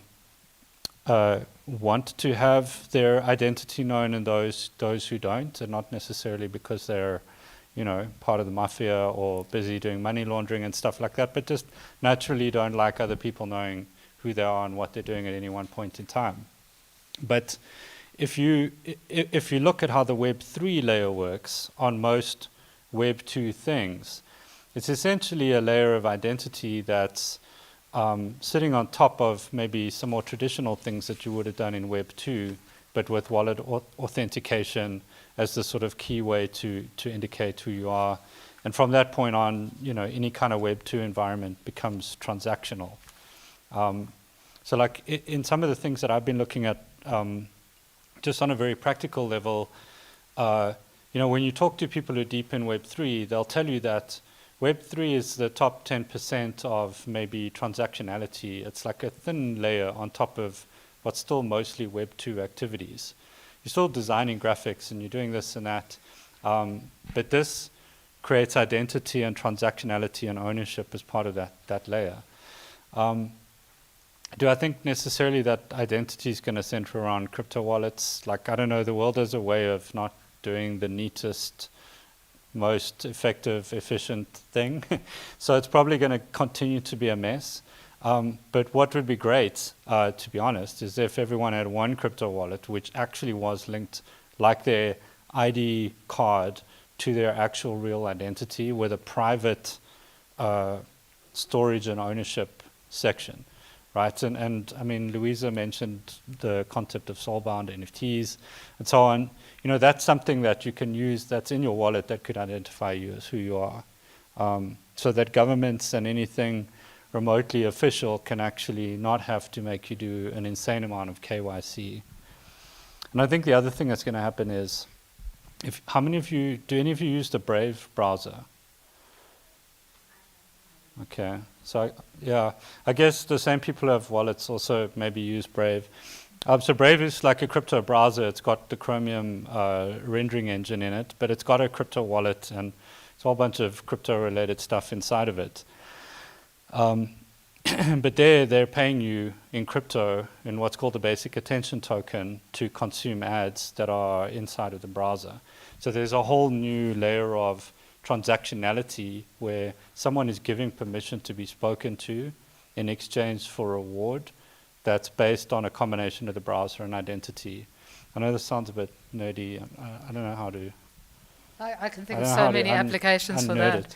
Yeah, anyway, sorry, long answer. No, Vince, thank you. That really is food for thought. I think for all of us who are struggling just to manage our first-party data, let alone the issues that are happening with access to second and third-party data and GDPR and POPI and all of this regulation, what are the implications of customers owning their own data and giving us permission to transact and interact with them in a secure, decentralized, transparent way? I mean, there are huge opportunities for business, I believe, in that sense. So I'm going to take a slightly different tack for the other chicken man in the room.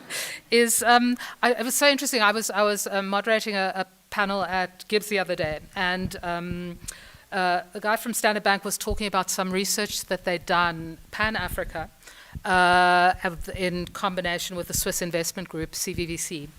And they spoke about cryptocurrency adoption in Africa growing in the region of over 1,600% per annum, I mean, from last year to this year.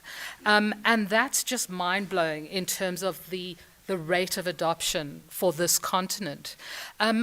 What does, a retailer like yourselves who are dealing with human interaction every day, what do you do with that, other than what KFC did, but how are you guys looking at this future? Because you're not just an African player, you are a global player, and you have traction across the world. How does this technology, what does it mean for you, and what are the thoughts that you guys are having around it? Yeah.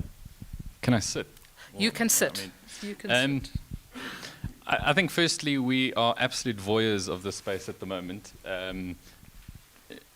Keeping a close eye as to what's happening and how that practically impacts our business. Like, how does it sell more chicken, right? And it kind of, it does tend to feel like you're watching an under-10 soccer match where there's a lot of, there's like a lot of frenzy. Everyone's chasing the ball, but the ball keeps changing direction. So it can be quite complex to navigate. But that doesn't mean that that it should be something that that you shouldn't, that should be kind of ignored. I think some of the practical questions that we're asking ourselves is let's look at it from an advertising point of view, because there's lots of parts of this thing. But from an advertising point of view, concepts like the metaverse and in a virtual or an immersive experience, what does that mean for a brand like Nando's? And if we look at what's made Nando's popular over the last 30 years, particularly from an advertising point of view in South Africa, is that it's a brand that has stayed in touch with what South Africans, what's on the minds of South Africans, what people are thinking, feeling, and believing. And the executions are done in a slick, smart, South African and funny way. And if you cast your mind back to early 2000s, we were having the chat earlier during the presentation, is that we had the same questions when social media started to become mainstream, in that how do you as a brand, or how do we as a brand, show up in what is essentially a new playground? So, adverts over the last 30 years, if you look at kind of the pamphlet ads right through to the TV ads, that was a broadcast channel where we wanted to tell our message. Social media all of a sudden came into space where we could apply those same principles, but all of a sudden it was an interactive experience where we could weave our way into conversations where it was relevant, but still be slick, smart, South African, and funny. What's core to who we are. So I think when looking at the metaverse, it's the same question, but just applied to a completely new playground. And I mean, the more you talk about it and the more you get into it, the ideas just start flowing. And particularly from a media and comms point of view, how you show up in a virtual space that is relevant to what people are doing right then and there. So that's kind of a comms piece.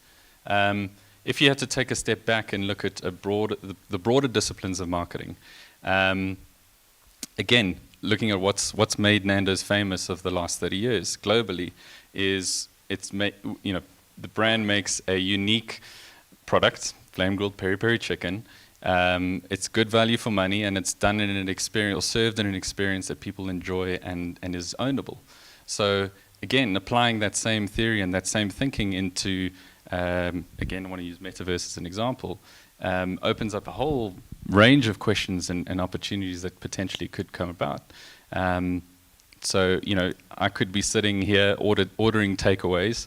A friend of mine who lives in the UK orders takeaways, both Nando's, but we could meet up and eat our food in a virtual space on the same table in a virtual restaurant, listening to Afro-Lusa music, surrounded by African contemporary digital art, which me as a customer, I can potentially own half of that through NFTs. All of a sudden, that Nando's experience becomes really interesting, but still true to who we are.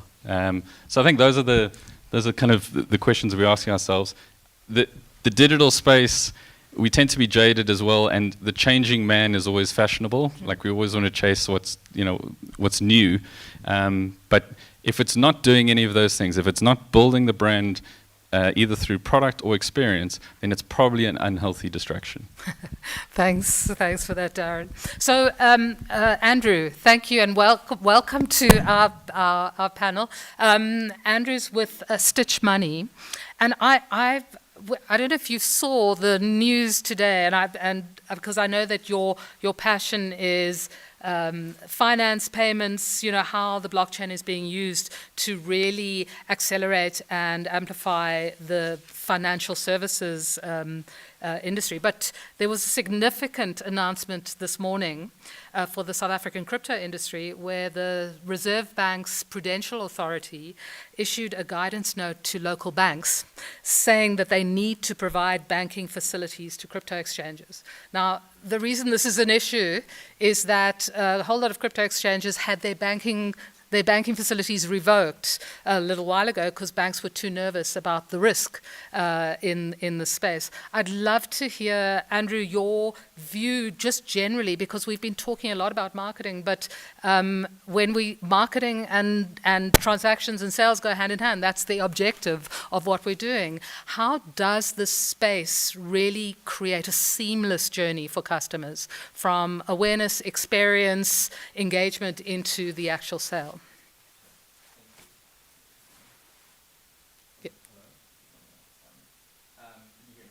No, oh, what? Can we use the other one? Sorry. The guys on the video. No, that didn't work today. There we go. Hello. Yeah. Okay. Yeah, that's a good question. I think what I would like to go back to before talking about crypto specifically, or cryptocurrency more generally in financial services, is to ask the question, like, why, right? I think one of the things that I've always been surprised by, I think you can tell by my accent, is I'm not from around here, I'm from the States, and cryptocurrency and blockchain and Bitcoin, those things are super hot in the place that I happen to be born, which is Silicon Valley. But I've always wondered why there has been such a huge uptake in countries in Africa around cryptocurrency, right?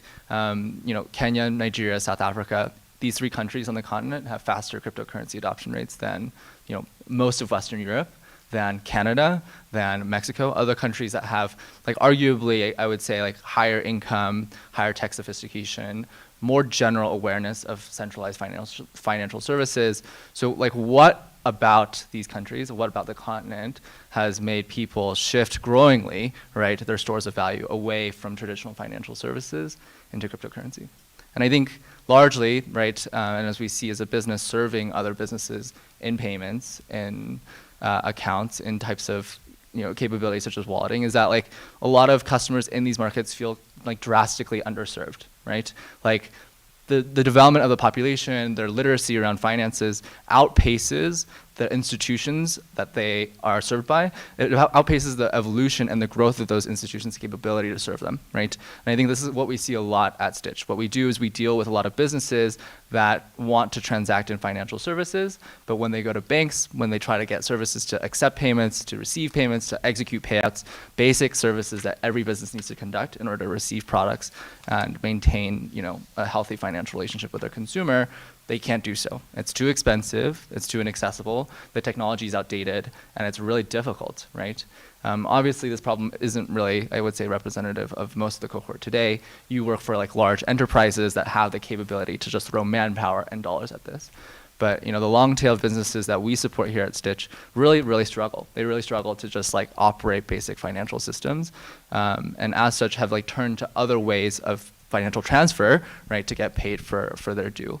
And I think that's why actually you see a lot of these countries where you have strict monetary systems, or you have a lot of oligopolistic or monopolistic, like, bank systems, like, really see an uprising and a surge in cryptocurrency adoption. It is like a form of revolution financially in these markets that banks nowadays are still very scared of. And I think the Starbucks latest circular is testament to a relaxation of the sentiment that cryptocurrency is a bane of financial existence and more of an enabler of capabilities for the consumer where those capabilities might not exist at the financial institution themselves.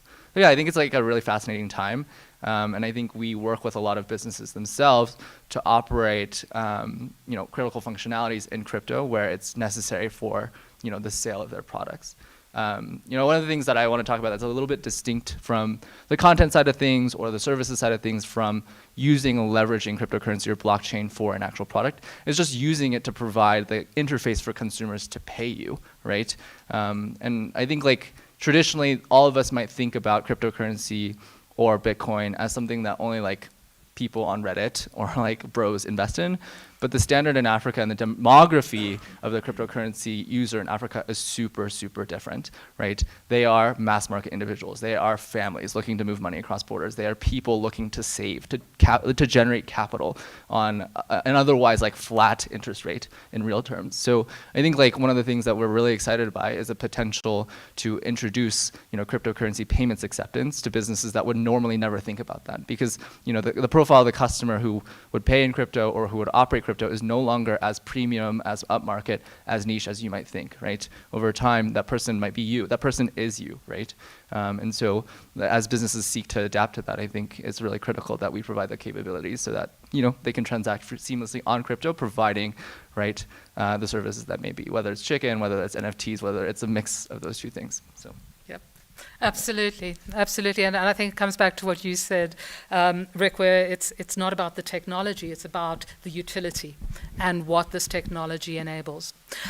So just coming back to this concept, Andrew, that you brought up of nature sort of abhors a vacuum. and the fact that innovation is happening on this continent, you know, regardless of whether the captains of industry or the massive institutions are involved. And I'm just, that was really just a jump-off point. Is Vince, you spoke about digital scarcity in your, sorry, wait until I ask the question. Okay. You spoke about digital scarcity in your chat, and I know the two of us spoke a while back about Decentraland and the massive spike in demand for this virtual land in the metaverse, and then suddenly it fell off a cliff. I mean, is there really, the metaverse, you know, we talk about it, but it feels so far away, and it feels so, like, we really, from a technology perspective, we're still in our infancy. Is there really a business case for the metaverse? And if so, what is it? Okay, so I guess there are different kinds of metaverses, right? There's the metaverse that feels more like gaming. So Sandbox, Decentraland, to an extent Roblox is probably the most metaverse-like game out there, although they don't always, you know, they're not there from a tech point of view.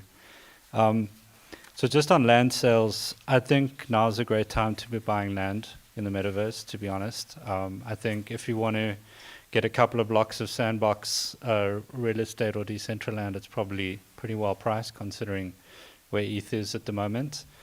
What are you going to do there? I don't know. You can be Snoop Dogg's neighbor. Paris Hilton's moving in next door.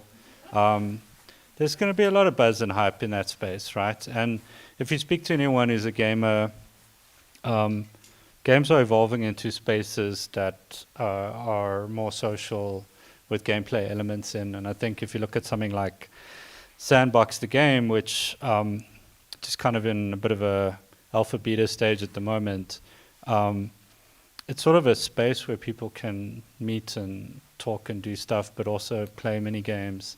And there's a great creator economy around this. And I mean, we haven't really spoken about this much, but inside of these virtual worlds, there's going to be a huge economy of people who are, I mean, I met someone who builds alien, alien plant, pot plants as NFTs, basically built out of voxels in Sandbox.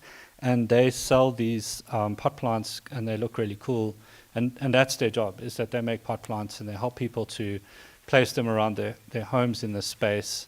That's power, right? Other people make cars, other people make clothing, and so on. It's not really a traditional way to earn a living, I guess. So there's that space, right? And then there's the other space. And I mean, Rick, I'm going to hand the mic to you now, because Rick's launched cars in the metaverse successfully, right? So there's this idea of having virtual events where people from around the world can have avatars and look at each other, and kind of consume video together, spatial audio. And again, like when we talk about who's read about it and who's done it, I think Rick is on the who's done it part. So I'm just going to give you the mic, Rick. Yeah, I think it's early days, and I think remember, most of the people here are coming, I think, are here from a brand point of view, to go back to that sort of general basic idea of why you're here today. And to Vince's point, he mentioned things like Roblox and Decentraland and Sandbox, and hard to pick a winner. So if you're sitting with an appetite to invest in and build a presence in those virtual worlds as a brand, where do you start, right? Well, you could just pick one randomly and allocate some experimental budget and just start learning. Not a bad idea.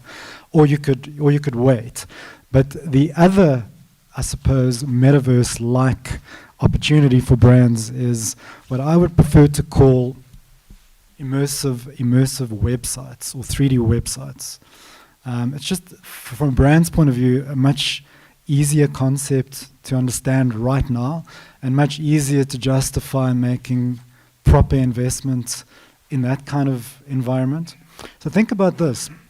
You've got your brand X, you've got a great website today. Your website serves a particular function, no problem with that. I land on that website. And there's, in addition to what's there already, there's a little button on the landing page which says something like, well, step into, would you like to step into our site?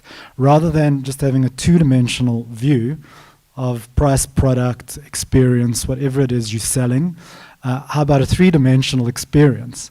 So imagine your customers being able to step into your site and have a 360 visual, three-dimensional experience of your offerings, have a 360-degree spatial audio experience, even more important, and have the ability for your staff to be there with them. Right? Very, very different way of thinking, right? So suddenly CRM becomes direct and conversational potentially. Service staff are suddenly able to service customers and have sales and service conversations with customers in the same shared space, right? Virtual space, but it's shared space. Whilst at the same time being able to experience in 3 dimensions, product, consume video, consume educational experiences, you know, I mean, if you're a food brand, you know, imagine a chef in a metaverse type experience with 50 people who've gained exclusive access to that experience because of certain behaviors on the outside, in the real world, maybe shopping or purchase behaviors, earned an NFT for doing that and gained access to the space with a chef, no matter where they are in the country or the world, because that's token-gated space, right? So I'm just trying to, these are the kind of things that brands need to start thinking about experimenting with. And I think what Vincent was referring to earlier when he referred to the car launch, yeah, I mean, great projects. I actually shared a video with you. I've got the video ready to play. Can we switch on the projectors? But yeah, so this is actually interesting because this is a South African business, Yonder, you know, providing solution to Volvo India, not even South Africa. So it's but the nice thing about that is it's developing markets as well. And the whole narrative from earlier, when I had the mic, was about low friction access. You know, when you think about the Oculus headset, which is amazing, how many people have used the Quest 2 or any Oculus VR headset? Very few, right? It's expensive, it's not easy to get your hands on, amazing experience, but not realistic for brands to start thinking about VR-based metaverses. Okay, so you've got regular browser-based metaverses, but you still need, like, to get into Decentraland, you need a MetaMask wallet, back to a point of friction. So, these are worlds that brands can create, own, curate, and kind of worlds that can persist, very much like your own showrooms might persist, or your own office space, or your own pop-up stores. You know, that's the way I think brands should be thinking about the metaverse opportunity today.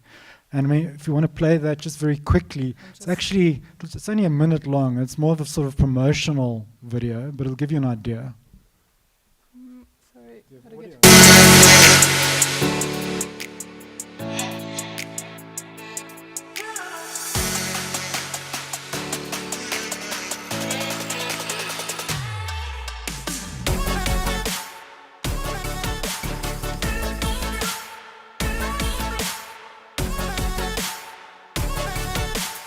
Welcome to the much-awaited launch of XC40 Recharge Pure Electric in India.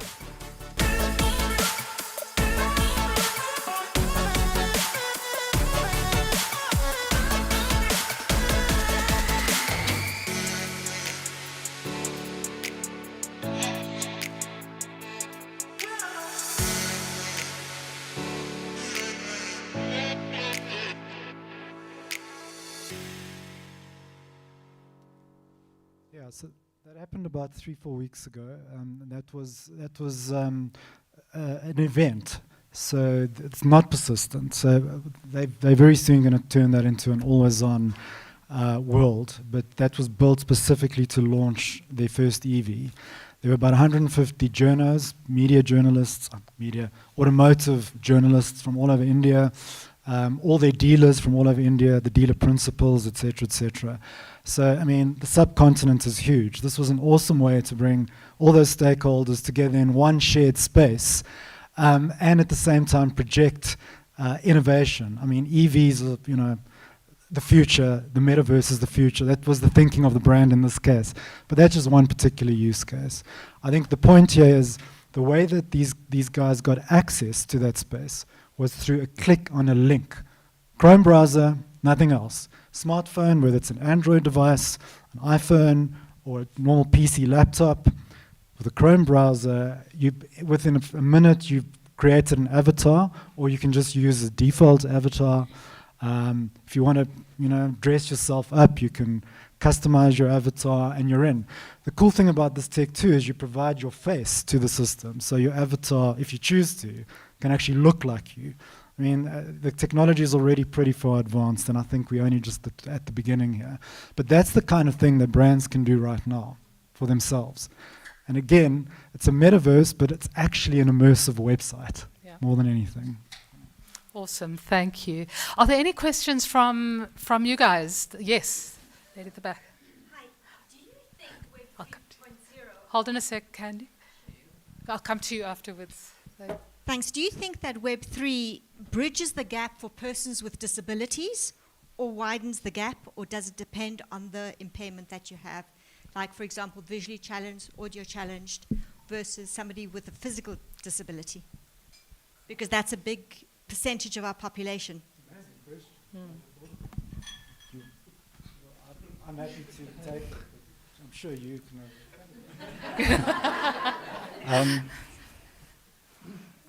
Yeah, I've certainly thought about that. I mean, I think to some extent, the problems you can have with Web 2 are still the problems you can have with Web 3. I mean, Web 2 is predominantly a flat two-dimensional space, right? So I think the pleasure that you get from being able to move around, you know, into a space that you can kind of walk around in and do things, is like a lot more of a sort of a tactile sensory experience than just reading, for example.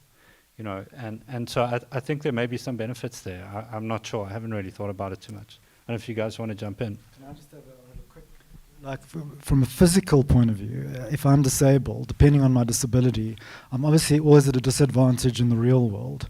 Whereas if you think about the kind of metaverse-like experience, you can be anyone you want to be. If you don't have legs, you can have legs, right? Etc. So, like, in a way, I think it kind of levels the playing field. I think so. I mean, we'd have to think about it a bit more, but I think it gives that opportunity to level the playing field a bit. Absolutely. Darren, did you want to? Yeah, I mean, I suppose it's just a different take. Being in South Africa, you talk about disability, but there's a lot of people with economic disability, like the inability to access certain things. And to Vince's point around, again, going back to that immersive experience, all of a sudden that potentially opens up travel for people who previously couldn't afford that. Obviously, the tech and you know needs to I suppose grow and scale, and obviously then the costs will come down. But who knows?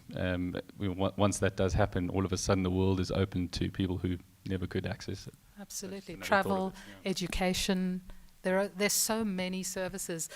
Yes. Oh, sorry. I'm going to come to you next. The lady in the back was. Hi. I just had a question around the Volvo experience. How do you manage the logistics? Surely everybody should have the devices, right? So was it a staff launch where everybody got the devices and could tune in remotely? How do you manage the logistics at scale? Yeah, like I said earlier, that is the most important question you could ask, because that goes back to my whole thesis around what we should be doing, is removing all those barriers. All you needed was an Android device, an iPhone, so any smartphone, or a PC laptop, desktop or laptop, running any browser, but it's optimized for Chrome. I mean, Chrome is obviously.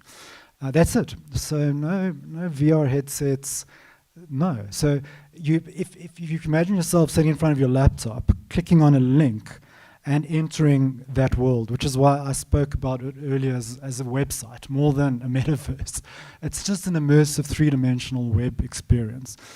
The first thing you would do is create an avatar for yourself. And that avatar persists, by the way, as long as you continue to use this technology stack. So you can reuse it. It can go from one environment, one world to another world. It's you, but you can change your clothes. You can change your appearance even if you choose to, or you can just keep being who you are. So what we had there was 150 people who know absolutely nothing about crypto, the metaverse, but they're used to clicking on links on their smartphones, and they're used to normal digital experience, entering a web environment, but suddenly you're faced with this three-dimensional environment with spatial audio, and I can't overemphasize the audio enough. If I'm in that world with you, and you're on my left, I'm going to hear you talk to me from the left. If you're talking to me and you're walking away from me, your voice will become softer and softer and softer until I can't hear you anymore. So so what is a metaverse? It's about people and place, essentially. If we can't have a shared experience in a shared virtual space, which is persistent, it's not a metaverse. So these are metaverses, but they're brand-owned metaverses. And I think that's where the big opportunity is in like the next couple of years for brands. I'm going to come to you now. The lady in the front had a question. Is it working? Okay. My question is more like, is it the same way that as humans, we've been scared of robots because we don't know if they'll eventually be cleverer than us? Decentralization is a nice thing, and I think that's what makes this exciting. But do we have any like red flags or fears of, could this go wrong in any way in terms of people's actual real life? And is there anyone governing or controlling that somebody should be aware of, especially as a brand? And and also, which sectors are most at risk? Like, I'm sure at some point some sectors are going to be irrelevant because then the metaverse is just going to take over. Yeah, I think, there are a lot of parts to your question. In terms of like risk with cryptocurrency or blockchain, I think that's probably the one that I'm most comfortable talking about. There are tremendous amounts of risk, right, for cryptocurrency users or people who partake in cryptocurrency technology. I would say like the fundamental point of cryptocurrency is that it is deregulated, right? And that there is no one individual, sets of individuals, like companies, corporations, political bodies that have any dictation over what rules are followed and what must be earned, what must be lost in the cryptocurrency world, right? It is just a common set of, programmatically controlled variables on like value creation that individuals partake in a scheme, right? And I think that in that way, right, like lack of regulation is a risk. Lack of regulation is a risk for people who may not know the risks therein when they participate in that system, right? And tons of people, because they read about their neighbor or their friend making it rich on crypto, are like throwing their life savings into it without really understanding how it works. And it's complicated, right? I think like I spend a ton of time, speaking to cryptocurrency companies and users and people who work with our services. And still fundamentally, I don't understand like what drives fundamental value in blockchain, right? It is like still quite a mystery why the market moves, and it is so complex. And if anyone tells you that they know how that market moves, they're lying to you. And I think those are just like fundamentally what I would say is difficult with it. It is super unpredictable. People are overexposed financially in it when they don't understand like the downside effects of what could happen to them if they like 50% of their savings went away. But I think besides that, there is real potential for betterment of education, more awareness around the technology to really create what I would perceive to be like the most effective and efficient self-running system in the world, right? And I think that's the true potential here, is that like we're still very early in the adoption curve. People are still quite uneducated about it, right, including myself. And so I think my hope is that as the technology becomes more mainstream, as there becomes like educational systems structured around it, as it becomes more common to learn about cryptocurrency as it does about your taxes or how to like, I guess do calculus, that's the thing people are teaching nowadays, then I do think that there is a world in which people are educated enough about the risks to participate safely. Yes, gentleman over there, sorry. And then I'm going to come to you after. So I'm sure everybody's going to go and watch Ready Player One, but this is the first thing that's now sticking out, because now I've got the banking, I've got the ability to go and order my food, and I've got the ability to go and look at MultiChoice and go and physically watch content with my friends at the same venue. The question is, guys, are we 5, 10, or 15 years away from Ready Player One? Very good question. Anybody have a view on that? I think maybe if I can give my view, and then Vince, I'd love yours, is as per what I presented earlier this morning, I really think that we're still very early. There are certain categories like finance which are streaking ahead, but then finding that they are being disrupted by perhaps bad actors or code that isn't necessarily executing the way it should or whatever. So just like in the early days, and I know, Rick, you've sent me the video of Bill Gates saying, try to talk about this internet thing back in the early 2000s. We are going to learn as we go, and use cases that come to the fore and capture people's attention, like the Volvo one, like so many that we've heard about today, are going to become more sophisticated, and we're going to think back about, do you remember when everybody invested in all those JPEGs, those millions of dollars? What were we thinking? But today, we have solved the issue around copyright, which has dogged artists for so many years. So I really do think we just need to get involved, hang on, and go along for the ride, because use cases are going to appear for us as we go. So, Vince, I don't know if you've got a view on that. Yeah, so just a comment on the fear of robots thing. If we fear robots, we should stop destroying the environment, right? Because the only thing that can survive in 90 degrees is robots. So we're kind of paving the way there, right? I'm just saying. A dystopian future where we all sit in our air-conditioned couches and let robots go and act on our behalf. So how old is Snow Crash? Snow Crash? 20 years. Okay, so the term metaverse comes from a book called Snow Crash, right?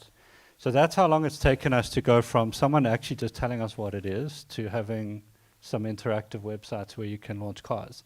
So it's longer than 30 years, I think, until we're in a Ready Player One environment, because things always move slower than we think. But we're getting to the point where we're now able to go and meet in the universe. I'm able to go and get my banking, to go and buy my coins, or my tokens, or my bits, to go and get access to your venue. But then I'm also, at the same time, the promo comes on, I can go buy my Nando's chicken online, which then gets delivered to my house, so I don't have to be disrupted here, so I can keep eating my chicken while I'm still consuming your content. Okay, but Ready Player One was like Neuralink for entertainment, right? So a kind of Strange Days type thing where your brain is rendering the environment. That's what I'm talking about. I think we're already there for, can you go into 3D worlds and potentially look at art and order chicken? We're there now. But to sit in your cubicle and put the thing on your head and then go somewhere else, that's not there yet. What's missing is the network effect, because the tech is there. But I don't know if you've spent any time with an Oculus strapped to your face. It's pretty heavy, it's pretty uncomfortable. After an hour or so, you really want to get rid of it. So I think a lot's going to depend on Apple.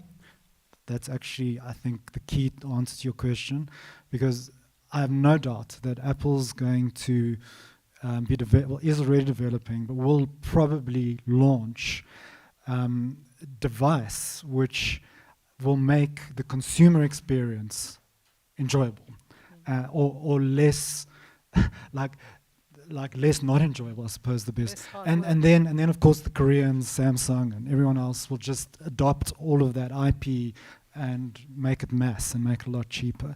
So once that happens, the experience improves, prices drop, something a lot smaller, a lot lighter. You can spend a lot more time, because Ready Player One is all about 80% of your life in that world and 20% in the real world. So I agree with Vince, we're like 10, 15 years away from that. The tech is there today, it could be, but not enough people to interact with, not enough of a network effect. Yeah, and maybe network infrastructure needs sort of speeds. And the true mobile speed so that you can actually be interacting in real. I think that still needs a bit of work. I'm going to come to you now, the gentleman over there. You're okay? Okay. Yes. And then I'll come to you.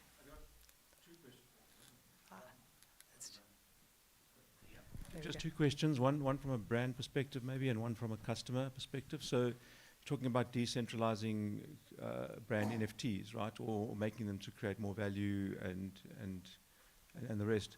So I guess my understanding is that NFTs currently, from a decentralized perspective, are linked to a very specific blockchain background or cryptocurrency, for want of a better sort of term. So how, as a brand, do you decide on which sort of blockchain are you going to link with, given the fact that your reputation is also linked to where that might be going in the future, right? I mean, if you go and it's all out there, and all of a sudden that, say I go with Ethereum crashes tomorrow or is gone, is no longer a player after the hype, whatever the case may be, then what am I left with? I mean, because then your reputation's tarnished as well. That's the first question. The second is, so what do you consider?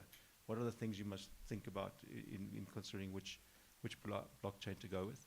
And the second, from a customer perspective, what's happening in the space of inheritance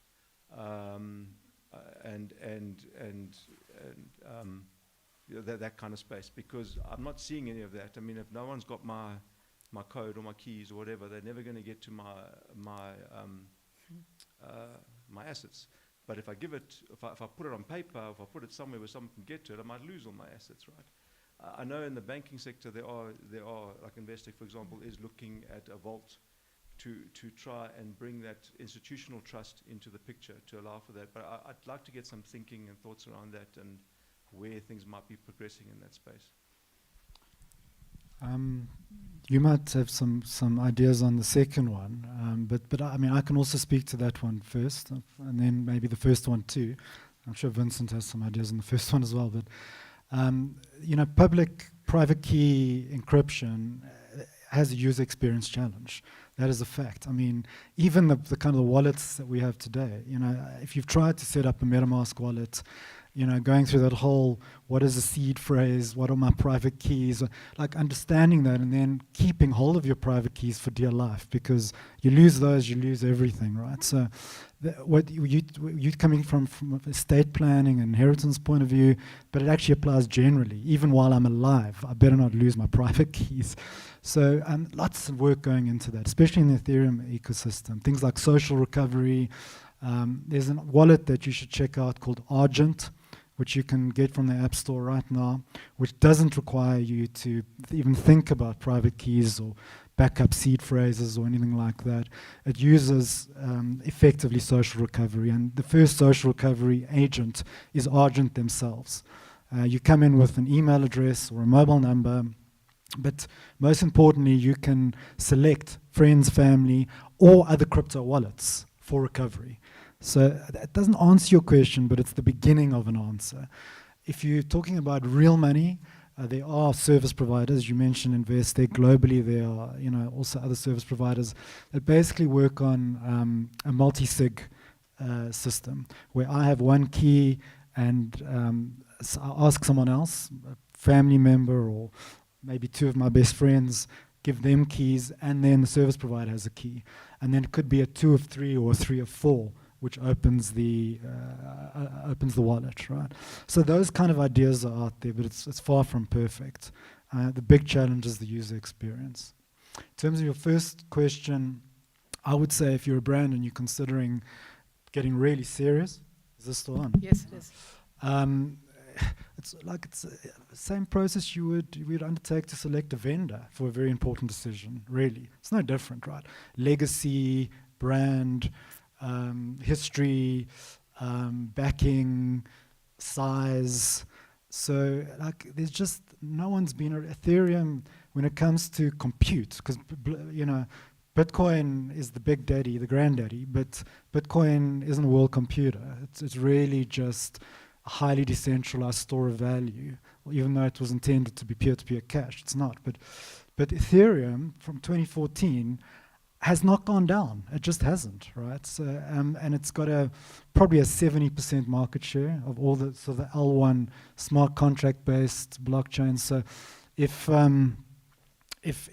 you know, you really want to hedge your bets, and of course there's no certainty in life, you have to go with the Ethereum network. And if you really want ultimate security, you've got to go with the proper mainnet, the Ethereum L1. But there are lots of new opportunities on the second level sort of parasitic networks, which inherit Ethereum's security model, which is fundamental, but still give you scalability, easy access, low gas fees, because they've got centralized sequencing that make it a lot easier to kind of do your stuff fast and cheap. But it has to be Ethereum. Yeah, I think we're all gonna answer this one, right? I'll just add some extra flavor on the Ethereum thing. So I think a lot of blockchains, those that behave like organizations, have been marketing themselves as low energy or low carbon footprint NFTs, for example. And I do think that there's been a bit of a challenge with Ethereum's kind of perception around how much energy it consumes for transactions. But like I said, so the proof of stake merge happens in September, and then after that it's going to be a low power blockchain. So a lot of people are thinking, well, how are you going to market some smaller blockchain NFT platform once you lose the whole energy consumption angle, right? And there are ways, I guess, when I think about how brands should evaluate blockchains, I think for me one of the important things is the ability that we discussed a little bit earlier around, if you're going to mint on a certain blockchain, it would be great to be able to burn and mint on another blockchain at the same time. So for example, let's say there's a blockchain and you get an NFT, but you want to switch it to Ethereum so that you can sell it on OpenSea. There's a process that destroys the one on the one blockchain and creates it on another. And that gives you that sort of transportability across blockchains. And a lot of kind of NFT minting solutions combined with blockchains are starting to offer that as a thing now. So I think that's something to look out for. And I guess linked to that is also, if there's security vulnerabilities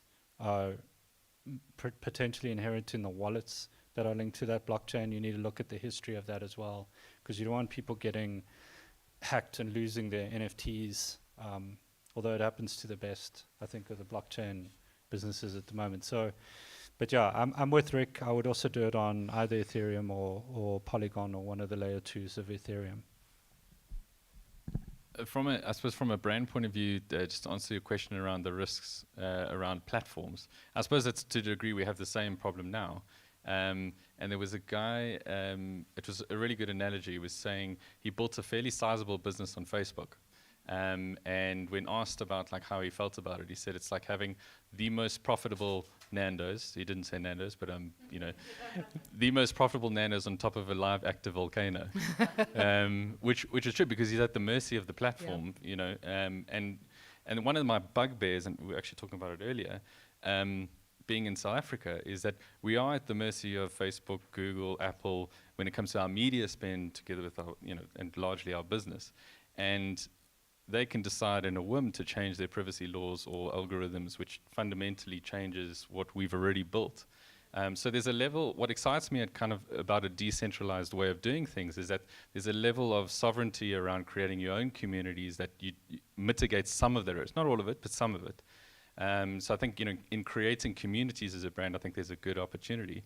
It also means that there's less money going to, no offense, but American-based companies, you know, out of the country. You know, South Africa, to create South African-based metaverses where we can spend South Africa-based media money and it stays within the country, I think is an important discussion we need to have as an industry. Cool. I'll speak about the second bit, because I actually think that the problem of estate planning on cryptocurrency isn't actually like a technological problem, it's an adoption problem. I think going back to like the previous mention of network effects, right? Like how many friends do you know who are on crypto? You probably know tons of people who have some position in crypto, but how many like entire families do you know who like are on crypto, right? Like very few. So I think like estate planning, financial services beyond just basic peer-to-peer use cases like lending, and you know, savings and stuff like that, They require like group dynamics. They require like individuals to get together and say like, oh, what if 10 of us put together some amount of liquidity and like 9 of us can pull it out on loans, right? I think like that is the concept of a bank, and the technology exists on blockchain today for those concepts to be done on a decentralized basis, right? For the rules to be written around how banks lend and how, for example, these financial platforms are regulated are not human intermediate, but rather like publicly exposed and jointly owned. So I think like, I don't think, again, that like the problem of offering complex financial services is a technological one with regards to cryptocurrency and blockchain. I actually just think it is like the fact that there isn't enough of a critical mass of individuals for those rules to be written or those organizations to be developed. I think like that is kind of the natural sequence of financial services in cryptocurrency or on the blockchain, is like as it becomes more mass market, you're just going to get more products and more derivatives and more types of different financial instruments, just as you see in like paper money and fiat, right? Go for it. Oh, I'm so sorry. I'm going to come back. Yeah, to just go for it. Okay, I feel like my Black Mirror nightmares are coming true through all of this. The question that I asked Vince, and I said I'll ask it in the panel again, was just we've gone from JPEGs to literally car launches, and I suppose the question is just how simple or difficult is the creative and the development layer for building and implementing NFTs?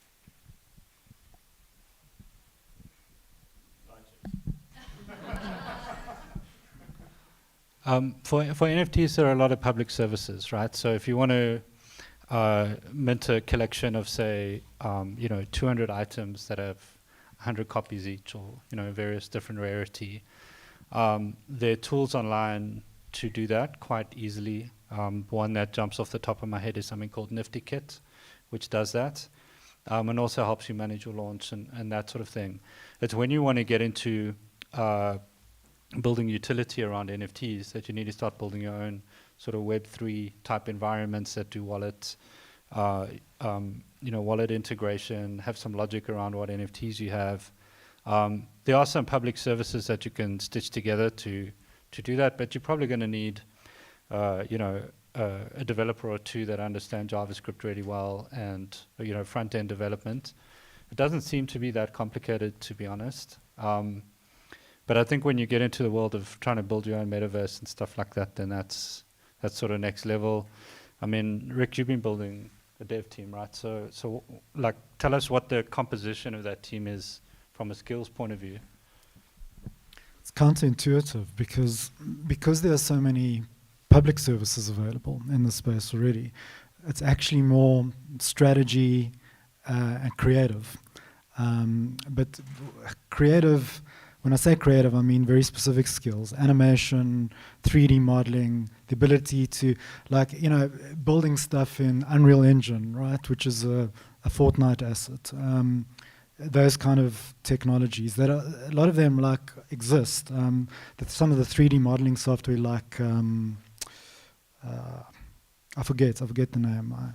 But yeah, so the answer to the question is less tech, actually more specialist creative, and that's where we're investing heavily as a business right now. On the tech side, it helps to have some Solidity developers. So Solidity is the language of Ethereum.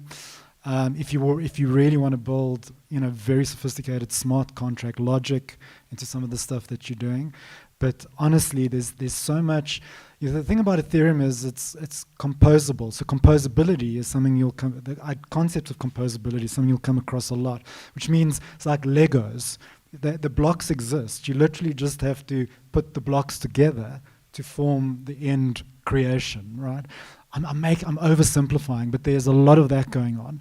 So from an app point of view, teams can build upon existing work. Most of it's permissionlessly accessible. So most of the big DeFi, decentralized finance applications, for example, are completely permissionlessly accessible. You can just build on top of them. Build your own application using code that's available in GitHub today. Cut and paste. I know I'm making it sound very simple. But I think it's not really about as bad as you think. You don't need rocket scientists on the hardcore software development side to do a lot of the stuff that the people in this room would need. Thanks. It was actually a question I wanted to ask as well, so I appreciate it. Yeah. Just with platforms like TikTok, so now I'm going, when I was moving into NFTs, we can't even get like TikTok creators. Like, come on, guys. Yeah, and I think just to build on that, I mean, even though it might not be highly technical skills you use, there still is a scarcity of skills in the space, even if it's just people who can conceptually understand where the space is and what the potential of it is. How do you find these skills? How do you develop these skills? And I ask all of you because you all are challenged with this particular question. Well, I'll take it first because, I've been thinking about this for 2 years. When I say think about it, thinking about building a Web3 practice in Yonder for 2 years. And the question, where do I find the skills? Because not one single individual in the 65 staff complement had any of this. So what I eventually did was I did it myself. I literally started working with individuals who were already in the team and started educating them slowly and forced them to educate themselves. So we actually have we've got a role now called Web3 strategist. Yeah, it's a role in the business, and the guy who fills that role came into that role from the inside, not from the outside. These skills are impossible to find, and if you do, you're going to pay over the top, way over the top. So, and maybe Vince, if your angle on this can be, because you're looking both from an internal and an external perspective, or are you? I mean, are you looking to build it inside? Are you looking to partner? What is the right balance for a brand? And I'm going to ask you the same question, Darren. Bit of a combination, I think. What we've started doing, similar to Rick, is I've identified a couple of developers who are really passionate about blockchain tech inside of my teams, and so we created this project where we created an internal peer-to-peer rewards currency. So we built a cryptocurrency on top of Binance Smart Chain and have these devs kind of learning how to build the ability for someone to reward someone else on their team for great behavior. So these things are called fives. You give someone a 5 when they do something cool. And step by step, like I'll create 2 user stories, give it to them for a week, explain to them, use this, use that, and so on. So I've had to break a lot of ground personally. I'm just trying to understand what are the conceptual things and what resources can I point them to learn how to write a smart contract or how to integrate with a wallet, that kind of thing. Fast forward maybe 3 or 4 months, I'll have a little team that can actually build me something that opens the door if you have a smart card, if you have an NFT in your wallet. And that's really where I'm trying to get to, right? Things like creative, design, building metaverses, marketplaces for NFTs, those are all the things that we'll partner on. But when we have to have some of our stuff that responds to what's in your custody in your wallet, that's where we have to build internal development capability. Awesome, thanks. Darren? So we sell chicken. Like, we're not a development house. I think it's, I think by being very clear about where we're going as a brand within the space, we better equip our suppliers and agencies to upskill in that direction. So I suppose that's kind of one way we do it. I think beyond Nando's, I do think it's a massive opportunity for employment in South Africa because we have cheap labor, which is obviously a big barrier. There's a huge skills development thing that we need to get up going. But the nature of the work doesn't require you to be anywhere in the world. You can do it all from a central spot. And the fact that we're in the middle, so time zone-wise, we're an attractive market. So, yeah, I think as brands, if we want to get into kind of social development, and particularly within the employment space, this might be a really big opportunity. Awesome. Andrew, you are the import in the room, so how have you found this environment in terms of the skills that you're looking for? Yeah, I would say it's really difficult to find it like just external to your business. There aren't many markets where there is a lot of like Web3 type business. I mean, I guess like in the United States, there are quite a few now. In parts of like Western Europe, maybe like London is a good place to look for engineers who have Web3 skills. But again, I think they're super expensive, right? I think the average Web3 engineer nowadays makes around like $250,000 per year in dollars. And so that is like an excessive amount to pay for a South African business. And I think like a lot of businesses now here today have the opportunity to offer their employees and staff, right, the incubation and acceleration pitch for many of them to just like acquire these skills, right? They're not like super difficult to spend time on. And I think a lot of engineers and developers have the appetite, right? A lot of developers naturally, because they are programmers, have a natural inquisitive nature to pick up new skills like this. And I think one of the things we learned at Stitch was that, you don't create skill development by like forcing people to work a job on a contract. You have to give people the open space to explore on new technologies, and out of that they might build something. And so one of the things that we do at Stitch is every quarter we have around like 2 to 3 days, we call it like a Stitch workshop, and we just let the engineers nominate a topic to work on. And the most recent one was using wallets to build like borderless financial services. One of the things that I've always wondered is like, why can't I take a loan in the United States and then use that money, port it to South Africa, generate some sort of return on it, and then do essentially cross-border lending, right? And it didn't make sense to me. And I think one of the things our engineers explored was, could we build the infrastructure for like international lending arbitrage? And it happened that we could, right? And with that opportunity and solving that problem and giving the people to like the opportunity to explore that without necessarily having to perform to some revenue target, right, was a good way to build skills up without necessarily incurring like the cost of finding talent outside of the business. Cool, thank you. Yeah. Ray, you had a question you wanted to ask. It was actually a comment just on the network effect thing. So we just came out of field with Brand Map 2022, where we interviewed 35,000 adults earning 10,000 plus in South Africa. So 7% have invested in cryptocurrencies. That's actually more than the 6% who's got offshore investments. And 1% claim to have invested or own NFTs. Really interesting. Yeah. So we're actually much further down than the 4 hands in the room sort of seems to indicate. Hey? NFTs, but 7% with crypto. Yeah, but I can tell you, of the 7, probably at least 6% have bought crypto on Luna or Valor and just left it. Yeah, they're hodling. Yeah. No, and we are rand hedge challenged, environment. So it's a bit different. Sorry, yeah. Okay. Any other questions from the floor? I have one final. So just to wrap up, because we're getting to the end of our afternoon. Just before you wrap up, yes. I just thought while I was sitting in, because again, this is a brand-focused audience, and like, if there's one thing that I think I'd like to leave you with, just at a very practical level, nothing really to do with what we just discussed, but the most common NFT you can acquire is called an ENS domain. And if you haven't yet registered an ENS domain for your brand, and it's not necessarily your brand name, by the way, you should do it personally as well. So I registered jaber.eth which means I can give my kids, Layla.jaber.eth, Mia.jaber.eth, through the subdomain structure of ENS. So think of ENS as the way you would think of DNS. DNS is website domains, .com, .co.za, etc. But this is .eth. So it's fully permissionless, uncensorable. So this is pretty important for the future of your personal brand, in my opinion, of your actual brand, if you're a marketing manager, and of words and concepts related to your brand. For example, Budweiser jumped all over beer.eth about a year ago.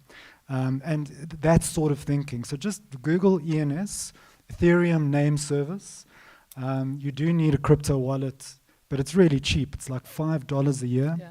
And you can buy your ENS domain like 10 years forward for $50.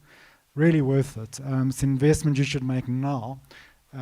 So that, because remember, once someone grabs your surname or your first name or your brand name or the commodity related to your brand, it's gone forever. And this is a global idea. Right? Exactly. Or it's an asset you could trade. So I'm sorry, you stole my thunder a little bit. What I was going to ask is each one of you to give a final sort of you know, sort of maybe a little, after everything that we've spoken about, is what is the one thing you'd want to leave with the brand marketers in the room that they should be thinking about tomorrow? So, Vince, if you want to add anything to that, you're welcome to. Just really a final statement. And then Dan also needs to announce the NFT winners as well, Dan, right? yes. So, this is almost the end. I guess from my perspective, I just hope that everyone maybe understands NFTs a little bit better. You know, we try to make it real today. One of the hardest things is to take all the mumbo jumbo about blockchain and then understand, like, what does it feel like in a customer's hands? So if we've done that, then that's been a win. And just to say, like, if anyone wants to chat, you know, just ping us. We'll be happy to share some insights. I mean, I don't know, it's probably same for you, Rick, and you guys as well. You know, happy to share any sort of, you know, just bounce ideas off us if you want. And thank you for the amazing interaction during that NFT section. It's kind of weird to have a workshop so unexpectedly. Thanks, guys. Thanks, Vince. Sorry, before I'm going to circle back to you, Vince, with a burning question around how is the MMA going to be adopting this tech, but we'll come back to that. Go for it, Darren. I think, like I said in the beginning, you know, we and I personally am an absolute student in this place. So I'm in no position to kind of give advice. I think just digging into it more and more, it just opens up a whole plethora of understanding, because and I was guilty of this in the beginning. You tend to reject it because it's complicated, but just digging into the idea of what an NFT is, what a Metaverse is, and having kind of that brand hat, how to apply the fundamentals of marketing, which haven't changed, you know, over decades, into the space, it opens up new conversations to have in a brand. Cool. Andrew.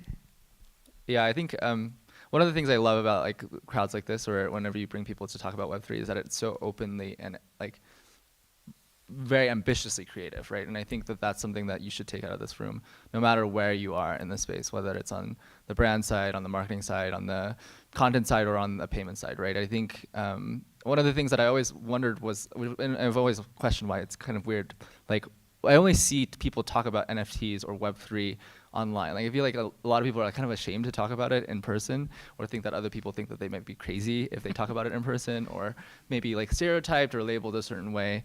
I think that like, one, just embrace that, I guess. Talk about it to your friends, mention it in the circles, even talk about it to your mom and your dad and your family. Like again, I think trying to get my parents onto like even something like Luna would have been like great, because I think that is like the initial hurdle for adoption for a lot of people, just to like believe that this is not just mumbo jumbo and that it does have value, right, in our economies and our societies. So yeah, I think like just continue to talk about it, and again, ask questions all the time, right? I still don't know what I'm doing right in this space, and I think that can give you a little bit solace when, you know, other people are talking about really complex things. Always ask the dumb questions, right? Because they will always exist. Cool, thank you. So circling back to Vince, and maybe a little bit of a heads up on what you're thinking around in your new role as chair of the MMA, and how we can bring the MMA into the Web3 world. So I think one of our goals this year is that the best creatives from the marketing space actually own an NFT, at least one. So we're going to make the Smarties Awards NFTs this year. So the team, everyone on the team who participates, who qualifies to win, or, you know, get one of the various awards, all those people are going to get, you know, dated NFTs inside of their wallets. So, you know, prepare yourselves for the admin of getting all of these people wallets and addresses and stuff like that, because it's coming. So that's one of the things, and I guess the other is events like these, where, you know, we're just trying to make it real. We're not saying go and do all this stuff, right? Because it's probably a bit early, but start thinking about it and know about it. And if we give you one good idea today, then like our job is done. So that's it. Awesome, thank you, Vince. And Daniel, the floor is yours for the big draw. Or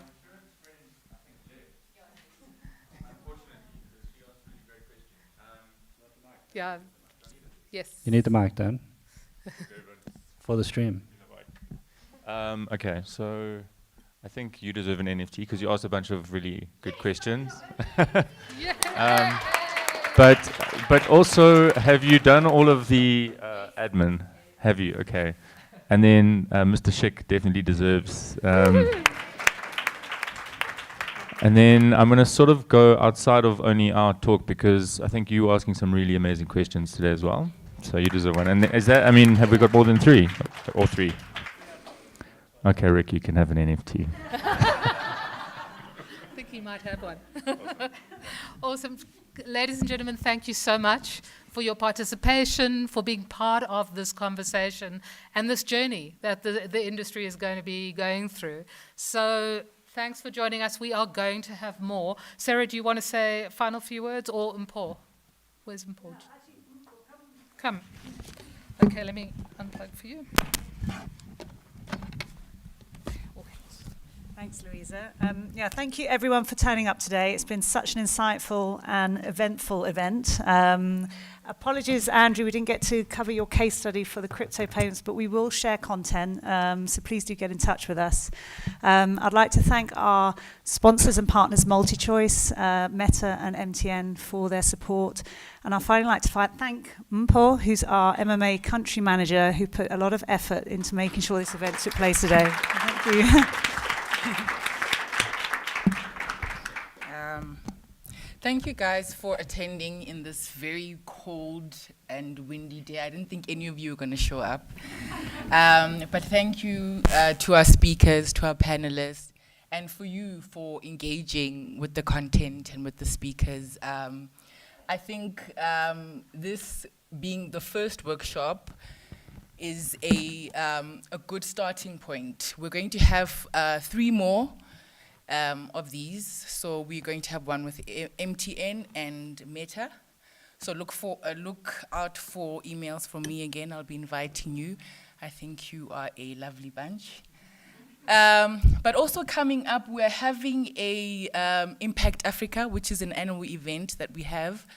We've had it virtual for the past 2 years. Now it's back in person, and I hope to see all of you there. For people who want to partner with us for, if you want to share content, I'll be sharing packs on what content we'll be focusing on for Impact. And so I will be communicating with all of you guys. Please look out for my emails for invites to the next workshop for Impact and emails on Smarties and what we have going on there. So thank you, have a lovely day, and it was lovely to meet all of you.